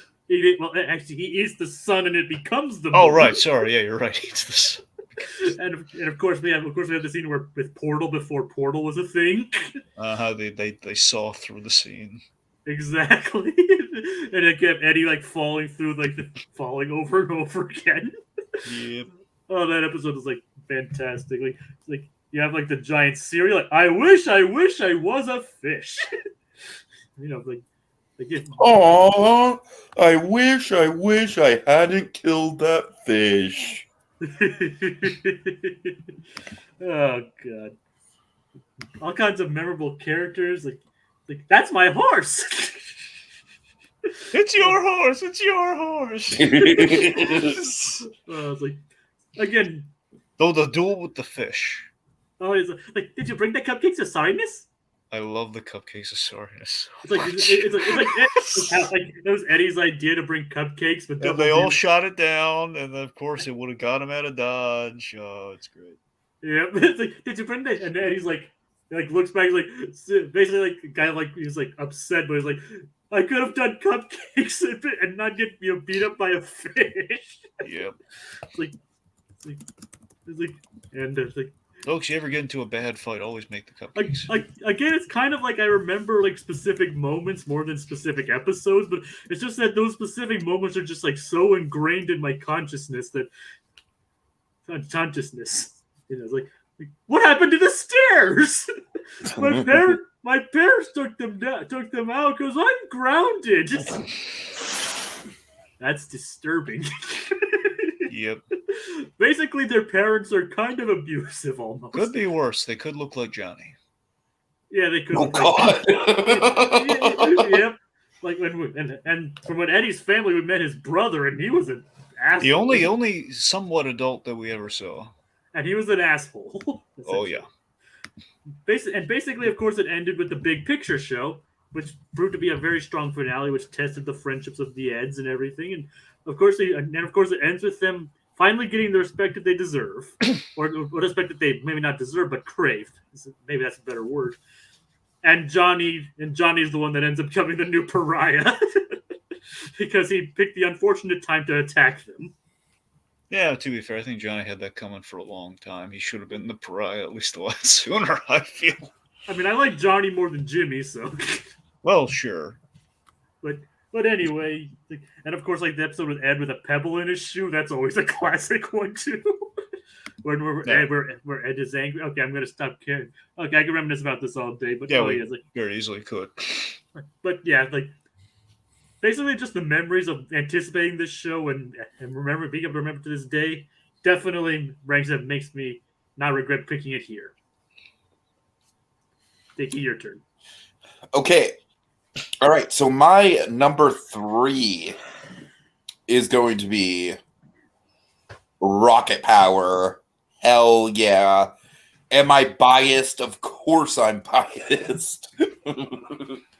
Rocket Power to me is the definitive 90s cartoon as far as the actual culture goes.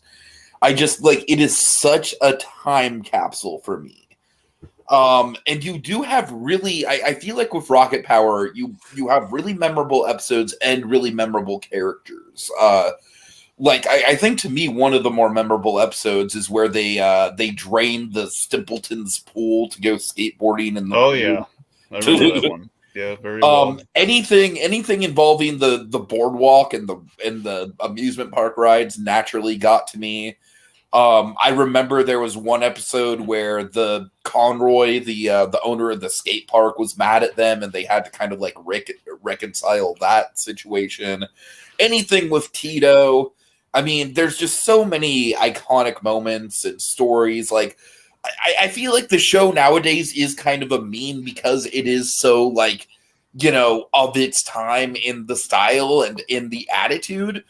But it actually is a really deep show on some levels, especially the Tito character. I mean, I feel like the Tito character, let one put it this way, if it wasn't for Tito, I would probably still have this in the top 15, maybe top 10. I certainly wouldn't have it in the top 5. I think Tito alone just elevates this show. When they threw that party for Tito, like the Hawaiian party, wasn't that nice?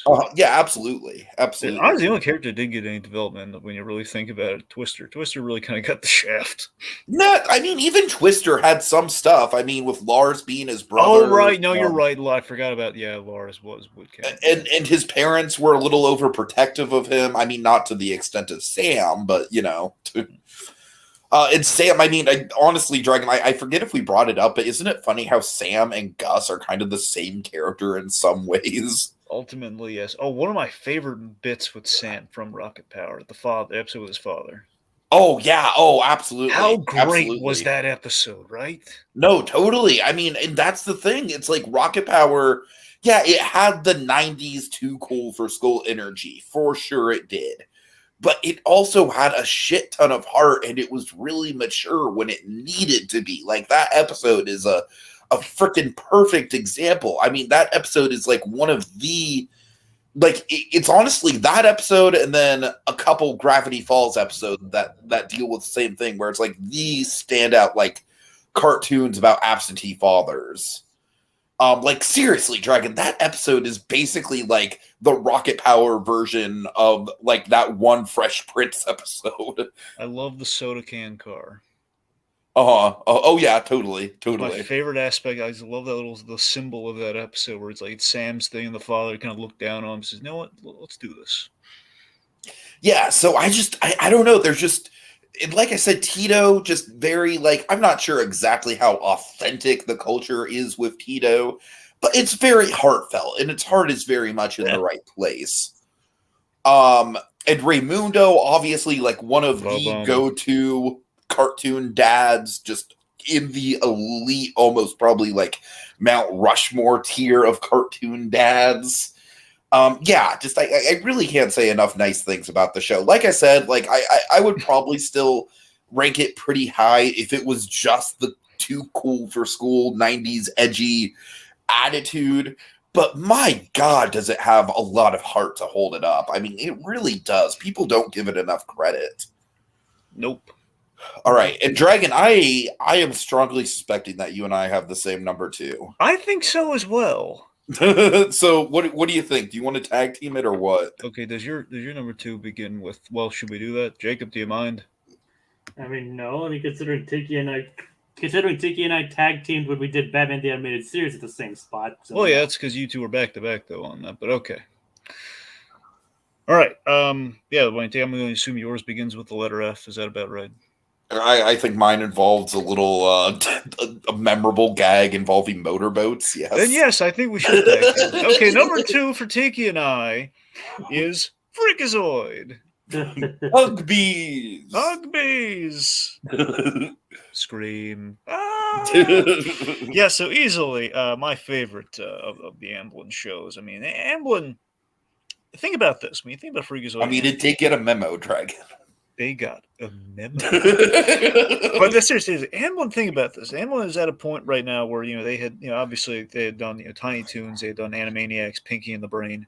And this very much feels like, like they could have rested on their laurels with that. And they had to a point where they climbed the mountain with those shows. And it was like, let's do something for us. Let's just do what makes us just crack up in the room. It just makes us laugh and maybe make some other people laugh. And that's essentially what Freakazoid is. It's like the ultimate, it's kind of like one of the ultimate superhero parodies, second to the Tick. I would say Tick is probably the best parody, but I think by that logic, though, Freakazoid is a show that basically uses the superhero parody as an excuse just to be a lampoon of other things. You know, it's just an excuse for three hysterical people behind the scenes to be really funny. You got Tom Ruger, you got Paul Rugg, and you got John P. McCann, the wild man on staff. And you have those three guys, just a little dash of Dini Never Hurts, which is there as well. It's a little dash of story. And, of course, the Bruce Timm design work. It went a long way. And, it is something that Tiki and I laugh our heads off about. Yeah, I just think that the really, really memorable part of it for me is just how... Like, at the end of the day, it is a superhero parody, first and foremost, and it's awesome at being a superhero parody, for sure. But, I mean, as far as the comedy goes, it goes so much broader than just being a superhero parody. You know what I mean, Dragon? Yeah. Like, I mean, it is just, like, the comedy is just, like, so all over the place. Like, from fourth wall breaks to just, like visual gags and slapstick. I mean, you know, just straight up Looney Tune style. It's humor. It's just Pop the right culture references. It's just the right amount of absurd and insane. It's just the right amount. You know, it's super irreverent. I mean, Tiki, you know, ultimately was it's like as far as superhero parody goes, and this goes to show with that first episode. You know, ultimately, Freakazoid is a parody of Batman the Animated Series in terms of how like superheroes being taken very seriously in the animation, and you have Freakazoid on the other side of that, kind of messing with that, but still with the quality that you would have with Batman the Animated Series in terms of the production values that Amblin was known for.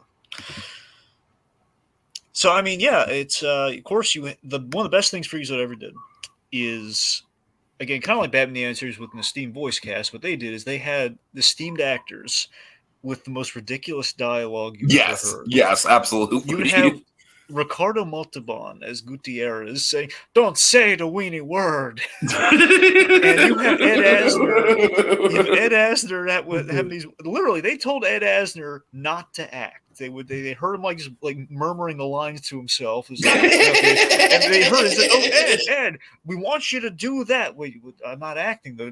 We know, just don't act. Just do that, and that's why he's like, "Hey, Freakazoid, you want to grab a mint?" Like, "Hey, Freakazoid, you want to go Spumoni Ice Cream Land?" Or like, "Okay, I want a double chubby boy." You know, you have Ed Asner saying these lines. You have David freaking Warner as the Loeb. You have the Huntsman played by Jeff Bennett doing a Charlton Heston impression. You have random, disparate, hysterical things that work. And I love the fact that the 90s kids were not going to understand any of these references, at least half of them. The audiences today, the young audiences today probably wouldn't get any of this. But it's still funny, though. And they're still laughing at it because all the stuff you just listened to, Tiki, it's great. Totally. You know? Totally. I mean, we have Ed Wood jokes in the first episode. You know? But it's like, it's almost like the show kind of took all the really good qualities of Animaniacs and found a way to actually do it in an episodic style. Yeah, I mean, speaking of that, it's interesting because, you know, the two seasons, I love them both, and I think they're both great. Season 1 is a little more vignetted, kind of like Animaniacs. You have like 3 or so shorts per episode, and they're doing like, you have like the spin-offs and sort of stuff like, you know, the other shorts that are not Freakazoid. And again, they are great, and they're basically seeing how far they can push things. Like, just do random funny things that are just kind of under the banner of Freakazoid. But then Season 2 is more Freakazoid-centric and less kind of vignetted. And I love the episodes of Season 2, and it's hard for me. It's really hard for me to pick between them because, you know, I think some of my favorite episodes of Freakazoid are from Season 2 because you have like Hero Boy, I must succeed. And, you know, you have the Freakazoid, which is where you get that anime. It's where you get that whole memo gag from, by the way. It's like, Steven, we were just wondering, who's your favorite? Who are you? Who are you? Like, who are you people? They just go right back to the episode. I love that we have to come back to that Jeff Bennett character of like, where were we? It's like, I wonder what the Sammy Fableman version of that gag would be. It's like the plot of the episode just completely stops comes to a halt just because Wacko suddenly decides to show up. No, the Fablemans 2, there was a scene where we just stop and we have in live action or the CG render, I guess on the brain, we would have rendered in CG as well as maybe Wacko. And they show up. And it's like, hey, Sammy, we were just wondering, Which of us is your favorite? Oh, God. I haven't even made you people yet. What are you doing? Sammy's like, oh my God, I'm hallucinating. Oh God, I'm losing my mind just like my mother. Yeah. Oh God. I can see the headlights of the car now. What's happening? Anyway, so you have Hugbees, Relaxovision, Joe the announcers, a number of, and also, that's not a sidekick. That's just your hand. Right. Just, and I mean, again, the voice talent again, like you have Craig Ferguson as Roddy McStew, like God, and Professor Jones, the late great Jonathan Harris, the Freakazoid. I'm frightened. You know, it's I could, at the end of the day. Freakazoid brought me so much joy. It still brings me so much joy. I could watch Freakazoid all day. Tiki and I, one of those things we ever did is just geek out at Freakazoid for about 4 hours. Mm-hmm. Yeah, for sure. Not an exaggeration, literally 4 hours. All right, then. It's a good show. All right, Jacob, what is your number 2? Kind of surprised. SpongeBob. All right, that's fair. And keep in mind, I'm only taking into account the first 3 seasons here when I say all this. But Jacob, he was number 1. How could you?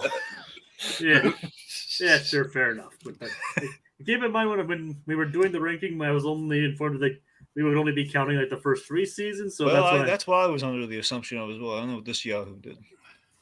And even then, I still stand by my statement here because. It did typically premiere in the 90s, and heck, even Rocket Power came out in 99 as well, so there was no ambiguity there. It sure was 99, not 98. Yeah, Rocket Power was 99. Okay, there you go. It was, yeah. It's like, but yeah, so. And obviously SpongeBob. Jacob, I hear what you're saying with Rocket Power, but just like I have Rocket Power in my top 5 just because, yeah, it did come at the tail end of the 90s, but it defined the 90s style. I mean, Jay, you had to admit, Rocket Power is very firmly a 90s show. It's all about 90s culture and everything. I know you're not debating, I'm just saying, but yes. I know. I'm just saying.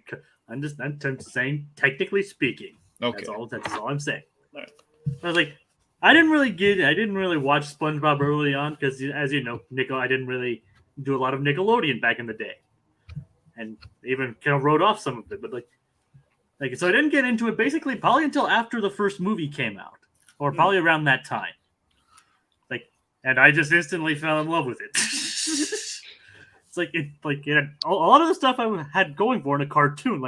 It basically distilled all like the zany madcap antics that you love in a cartoon, but put it into a sponge underwater with his friends. And basically, as Tiki said, with the whole meme thing, it's like very few episodes in the early seasons, but if any, are straight up clunkers. You have classics. You have chocolate with nuts. Chocolate. I remember chocolate. It was wonderful. It was sweet. Mr. Krabs. Mr. Krabs. They think Mr. Krabs is a robot. It's you have the worm. You have all kinds of classic episodes. I'm obviously not boop beep beep beep bop. Not beep boop boop beep. Boop boop bop. Is he a robot? Okay. You have Squidward going to the future. You have, and going to and basically the show even dealt with existential crisis. If you think about it, Future.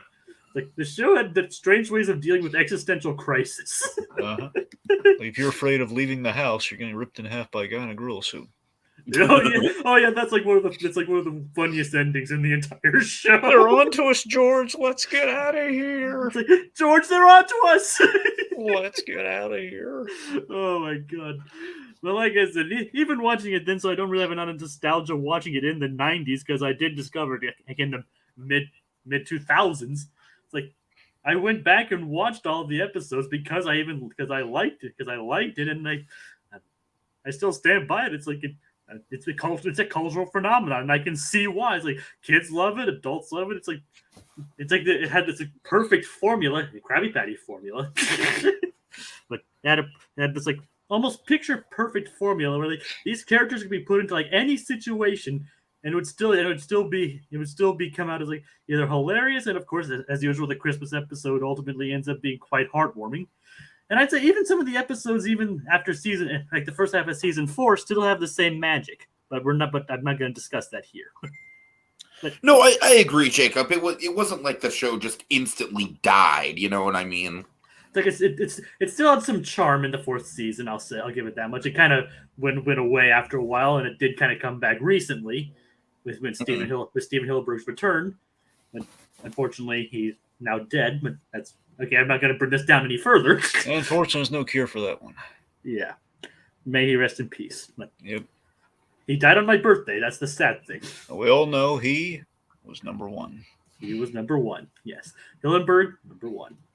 But yeah, so I don't have any memories of this as a kid. Honestly, more as a teenager. But even then, I still say it's like probably like it is probably whatever. For better or for worse, Nickelodeon's Golden Goose and Cash Cow. So like, for better or worse, it's here to stay, and I don't see it going away anytime soon. But the first 3 seasons, I basically ended on a comment I saw from a comment that I read on the Freeform Jazz video. It's like the first 3 seasons of SpongeBob were nothing less than comedic genius. All right. Okay.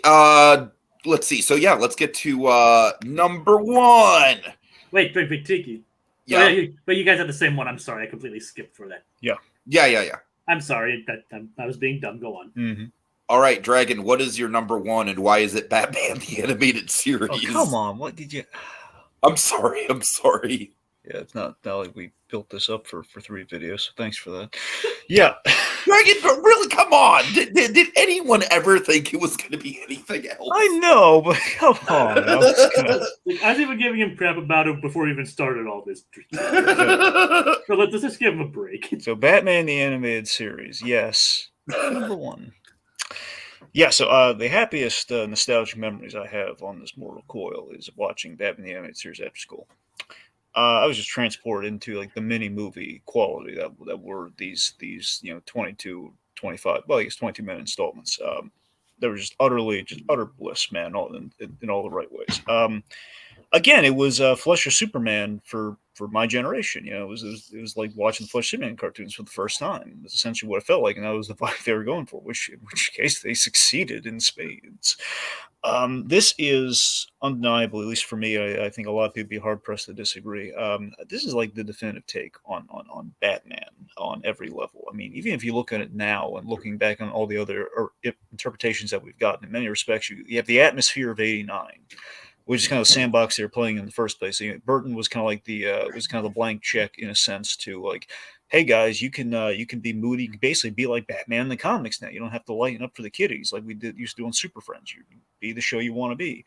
You have the morals though of '60s Batman, which I always appreciate. You know, because the moral is there, but it's just not as unsubtle and kind of like tongue in cheek as it once was. But the moral is there. You have the atmosphere of '89, then also you have kind of the crime drama component that we have like with Nolan Batman or with Matt Reeves Batman. So all these Batman spun over decades, is very represented at its core here. Like all the foundational principles of Batman are represented here. And you have that Art Deco look. You have the streamlined design of Batman and the characters, which of course all of this looks wonderful on that kind of the cell painted kind of film grainy look, which kind of gives it that timeless kind of like Fleischer Superman quality.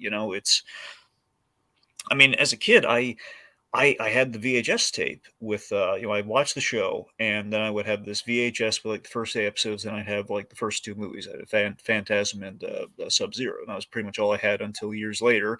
And I was like gobsmacked walking through like a video store back when we had those things. I was like, oh god, the seasons, there they are, my childhood. It's on a shelf. I gotta get this. So yeah, was it a video rental or purchase? I was like a DVD place to be accurate. It was essentially a video. So I think they had VHS and DVD, but the point being, it was like in a mall. Y'all remember the old school Dragon Ball VHS collections where it'd be like 12 tapes that would make up one image? Oh yeah, I had those. They actually kind of do that with some of the mangas. They do all the mangas, yeah. Uh-huh. But yeah, so that's what before I had the advent of the DVD to rewatch the show, and of course now it gets into streaming, at least for the time being. I I memorized those 8 episodes. I would memorize my favorite episodes when they aired or on those. I religiously rewatched those 8 episodes. I have. It's basically like the first disc of the DVD, which is like 8 episodes or so, and I rewatched that. But yeah, I mean, my favorite episodes are always the Laughing Fish and his Silicon Soul. These nostalgically my favorites in terms of like I memorize those episodes. I know those episodes like the back of my head. Along with Mask of the Phantasm, I will know this to my dying day what happens in those episodes.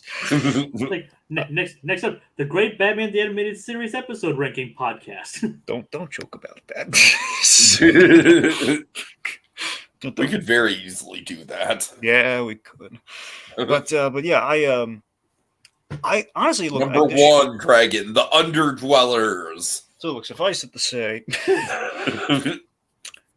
this show was my foray in the Batman as a character. Period. What the show kind of conveyed to me with Batman is I love Batman because he always did the right thing. He had all these gadgets I desperately wanted, like the grappling gun, which I now have. And at the time, 29 years after the show, I got that grappling gun that actually fires. But for me,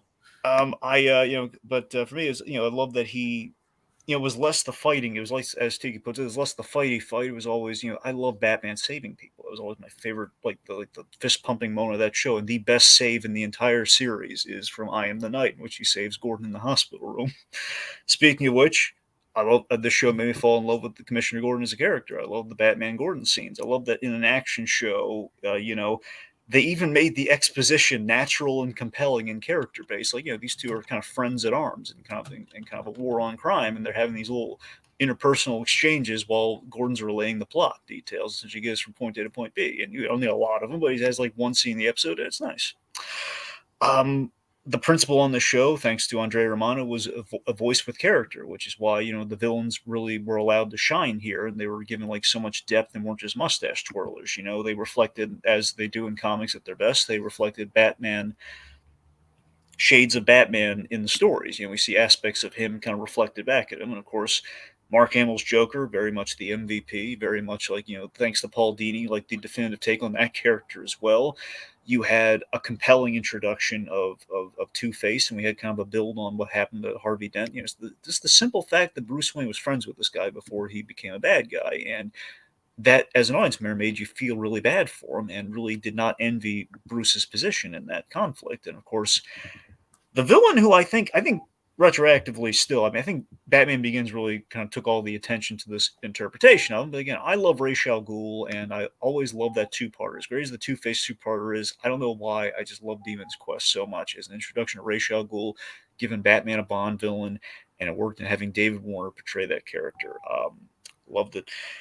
And like any show, you had the odd pearl that was dropped, not so much. I've got Batman Basement gets a little unnecessary hate because it's, as Tiki would put it, it's kind of an Amblin. It's kind of I'm still a fan of that episode. That's what I'm saying. I mean, look, it's not even Batman for a time, and now animation's kind of like changed a great deal. So I don't know if this statement I used to say all the time still holds any water, but historically, I would always say even the worst of Batman the Animated Series is better than a lot that was on at the time. Like SpongeBob at its worst, you had Batman the Animated Series, even their worst episodes. Again, it was an attempt. It was an attempt, and the quality was there. It was just not one you'd want to put on the box art.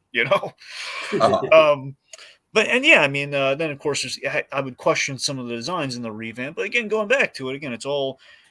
Anytime you go back to Batman the Animated Series, revamp or not, the story, the caliber of storytelling was still there. And I go back to Batman the Animated Series, it's still the king, man. It's like hail to the king, baby. It raised not only just with Batman as a character, but it raised animation as a medium. You could argue, everyone in some way, shape, or form, whether it be from the characters, guys in the medium, or just fans of animation, just fans of anything, everyone was inspired by this in some way, shape, or form. And it was always a shame that it never got a proper finale. But on the bright side, that's why we had Batman Beyond and Mask of the Phantasm for, in those respects. We have kind of like big crescendos for Batman Animated Series. We have these nice high points. But yeah, it was just utterly it's not only. It's one of those shows where not only nostalgically is my favorite, but I think objectively for me, obviously you guys have different number ones. I understand that. But I'm sure you have really good number ones as well. It's just that, Batman the Animated Series, it just burns the bright candle that lit the Olympic torch. It's really strong. It's excellent storytelling. It's going to introduce you what the elements that make a good story and what every cartoon should aspire to be, even if it's different in tone. You want it to be kind of a Batman the Animated Series, and it became a shorthand practically. So it's always going to be my favorite. I love it. All right. Dragon, I feel like it's kind of obvious what my number one is, and we don't really know what Jacob's is. So do we want to let Jacob go first? Well, don't you want to build to him? Oh, right. No, that's what I'm saying. I know that's what you're saying, Tiki. So maybe let's let Jacob. I don't know why. I don't know what I was. All right. Dragon, please, by all means, spoil my number one in the same way I spoiled your number one. All right. Well, I guess you're trying to do this like Arnold betrays Iggy, which brings us to Hey Arnold. Yeah, that's my number one. Big surprise. I mean, really, this wasn't really much of a debate for me. I got to admit, much like Dragon, it was more so kind of like the 6th through 1 that was kind of more tricky for me. But yeah, for me, Hey Arnold was always going to be number one. I mean, what else is there to say? It is just the absolute definitive slice of life animated cartoon I think there's ever been. I mean, it is I think it's less cynical than something like Peanuts, even though it is still very, very much, tackles real world issues. So yeah, let's talk about that more kind of dark edge, because that is one of the things that really did draw me into it. Although it's one of those things where it's not all about being dark, but certainly episodes it's got very, very iconic kind of supernatural tinged episodes like the Haunted Train and the Headless Gabby, and it's a metal show. Oh yeah. Pigeon Man, of course, all of that great stuff. But then also it had of course Helga on the Couch being a very, very thoughtful and tasteful look at kind of mental illness and trauma. Just the fact that we laughed at Helga for so long about her home life, but then you see kind of like the twinge of sincerity there of like, oh man, that's really sad. And of course, the infamous scene at the end where she finally admits the truth to herself. She loves Arnold. Yeah, but for real, the home life stuff with Helga, Helga, I think is, for my money, probably one of the most complex cartoon characters ever, in the history of the medium. I mean, she's just got so many layers to her that I just love kind of peeling it apart. But then you've got the fun episodes. You've got the roller coaster. There's so many different distinct episodes that really stick out in my mind. I mean, I feel like it's one of those shows where almost every single episode could really stand on its own in some way, shape, or form. Gerald selling the watches. Of course. Yeah. And the adults in the show, much like Rugrats, but even more so, I feel like both the kids and the adults were slightly better realized than Rugrats. Rugrats, the adults were great. Don't get me wrong, except for one. How great was Oscar? The episode where Oscar has learned to read. No, yeah, for sure. There's a lot of really good stuff like that. It's just everything down from, the butcher and the mailman and every one of these characters. It was almost like a more sincere version of The Simpsons, where every one of those characters just got fleshed out and developed, and we knew a lot about them. And you want to know something funny regarding the show's relation to The Simpsons? Actually, what? Craig Bartlett is married to Matt Groening's sister. Really? Oh, that's weird. Yeah, but he's married to Lisa's namesake. That's hella weird. Yep. God, that's trippy. I mean, you may want to fact check me on that, but I could swear that he's married to Lisa Groening. But of course, we all know that his inspiration for Hey Arnold was driving up in a limo in the 90s and seeing a crack baby on a corner. No, I'm just kidding. Oh, come on, man. I know. I'm sorry. I was feeling so much pride. Now it's just, I'm sorry. But yeah, I just, everything about the show just for me, just fundamentally just really fires on all cylinders. I just think it is the perfect animated show. I very much doubt that we're ever going to get anything even close to just really firing on all cylinders from having great characters and having really memorable episodes. And well, we did, but then we canceled it. That could be referring to any number of things. Sorry, I was thinking kind of Infinity Train, but go on. Oh, sorry. yeah, right. I'm saying, no, but I mean, honestly, even stuff like Infinity Train, as great as Infinity Train is, like, that show is definitely not down to earth, right? Like, that show is not slice of life. Well, I that guess what I'm saying is not is a show that you watch to take the edge off. Well, I know. I guess what I mean, Tiki, is it feels like we do have shows kind of like Infinity Train. They're taking a page from the book of Hey Arnold in terms of grounding certain elements of character. But again, when we do something like that, then it's like, well, we give it the X. Yeah, I mean, I just don't think anything is ever going to come along that's going to be anything like it. I really think it's like it stands alone. Like, that's why it's my number one. It's like a legacy unto itself. I mean, there's every other cartoon, and then there's Hey Arnold. I think Hey Arnold just defines creator-driven cartoons. Tell me this wouldn't be the best thing ever, okay? Get ready for this. All right. Right. Someone commemorates Hey Arnold in a city somewhere. They pick one. And you have someone building kind of like a little, almost like a stage-esque area that essentially is a stoop. And on that stoop, you have a statue of Arnold. Yeah. Yeah, I can see that. And of course, you have the kid going like, "This is my stoop." And should it be like him in like the pose where he's turning around like at the end of the credits, where it's like, "Hey Arnold!" So you can on the street you can yell, "Hey Arnold!" And he looks like oh god, and he's on a stoop. And if anyone goes near like the manhandle thing, you have someone just saying, "Hey, get off my stoop!" As long as they don't have a pigeon, man. True. Yeah, it's a good idea. Yeah, they don't want a pigeon man in that case. Yeah. I mean, sure, he survived and everything, but still, it's too sad. Still too sad. Yep. All right. Well, that's about it. I mean, I feel like I've kind of talked blue in the face about how much I love Hey Arnold well before we did this podcast, so really don't have that much to add. It's not like you've been doing it for 10 years, so you know. I know, right? It's like, wait, now I don't feel like mine's going to measure up to what your guys is. Well, it was his idea, so now you're trapped in it. Go on, what do you got? All right, fair enough. I wanted to think. This is actually a pick that surprised me. Like I basically I selected like five that I knew would be in the top 10, but I didn't know where they would be. And this is one that actually ended up like higher than I expected, and wasn't expecting to be number one, but like due to the combination of memories and and overall quality of the show, it ended up there. Like, back in my the show that takes me back to my childhood, like going over to my grandma's house on Sundays. Where she had this old TV.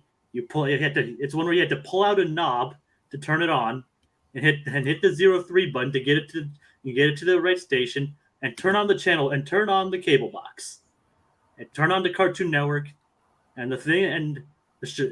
More than Ed, and Eddy, more than anything else, the show that I was always looking forward to was Courage the Cowardly Dog. Yeah, no, that's fair, Jacob. That's absolutely a legitimate pick for number one for sure. In retrospect, I probably should have figured out that was your number one. I kind of guessed it by the end. I wasn't completely sure. But yeah, like I said, it was a pick that I was honestly expecting something else to be number one. Not exactly sure what, but the more I kept rearranging my list, the more I kept Courage kept creeping more and more forward until it was number one. Like I said, I honestly couldn't rank anything higher than it. That's you okay there? Yeah, I'm fine. Sorry, go ahead. It's all right. It's like this show is something that honestly, like, it spoke a lot to me. Surprisingly, like, it's like I'm not really big into horror that much. At least I wasn't back then. But this show absolutely fascinated me as a kid. Like, this is a show about this cowardly dog and this bizarre scenarios he gets in, trying to protect his family, and it's like some parts of it were absolutely terrifying as a kid. Like, you watch that and you're like, wow, how'd they get away with it? How did they do that? Like, that poor dog. It's like, it's like, but it's like, but like, perfect example of what I'm looking for is like, it's like the first episode itself. It's like the first 2 episodes. You have a night at Cat's Motel. This dark, eerie episode about. Even though the episode did kind of end with a ball game, the entire episode was like it was wrought with tension. Katz was made a terrifying villain, and everything. But then the second episode was Cajun Granny Stew, like which was like basically a Looney Tune, basically Looney Tunes. The first 2 episodes like perfectly encapsulated basically everything that the show had great. Like it did have great humor, great horror, but it also had great comedy. It's like and even episodes that are able to balance those very well. And those are kind of things that I really enjoyed. Like even looking back on it, I still find that kind of thing interesting. It's like I remember even though I was excited about Edda and Eddy, I was also always looking forward to Courage. And those 2 are the shows that probably defined Cartoon Network for me, even though I associate Courage more with the 2000s. Since it's part of this list, I couldn't rank it any higher than number 1. It has like this utterly nostalgic quality toward me. It's utterly timeless. And not only does it have like the horror, as you guys have mentioned, the horror and the comedy, but you guys have also mentioned like some of the absolute pathos these episodes have. Like obviously you guys have the aforementioned Hunchback of Nowhere and Perfect and things like that. But like the Magic Tree of Nowhere, like that episode is like downright depressing. It's like the Giving Tree, but somehow even more sad. It's like you have the robot that you have the giant robot. It's kind of like Iron Giant, where it learns to finds joy in whittling. You have the basically this. I'm blanking on the actual episode, but it's like the star whales. Wasn't it the squids? Weren't they like? Oh yeah, the squids. Yeah, the celestial squids. There you go.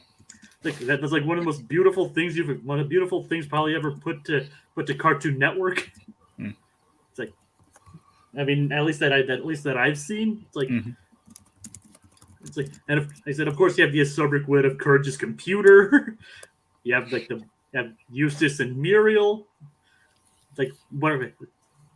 You have like insane villains like the Quack. You also have like the Quack. You have Cats. You have the chicken from outer space. It's like this show is absurd.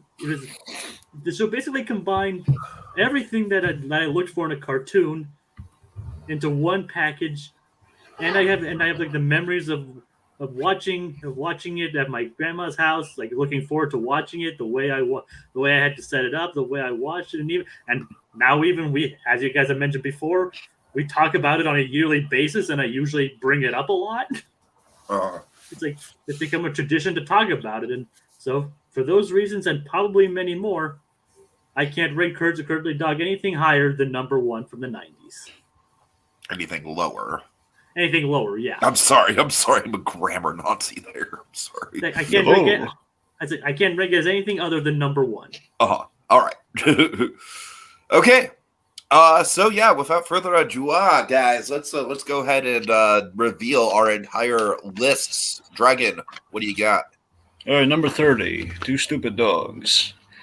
Number 29, Angry Beavers. Number 28, Ren and Stimpy. 27, Beetlejuice. Don't say it 2 more times. Number 26, The Magic School Bus. Number 25, Arthur. Number 24, Cow and Chicken. Number 23, The Mask Animated Series. Number 22, Rocket Power. Number 21, Doug. Number 20, The Tick. Number 19, Courage the Cowardly Dog. Number 18, Animaniacs. Those are facts. Number 17, Eddy and Eddy. Number 16, Rugrats. Number 15, Powerpuff Girls. Number 14, Johnny Bravo. Number 13,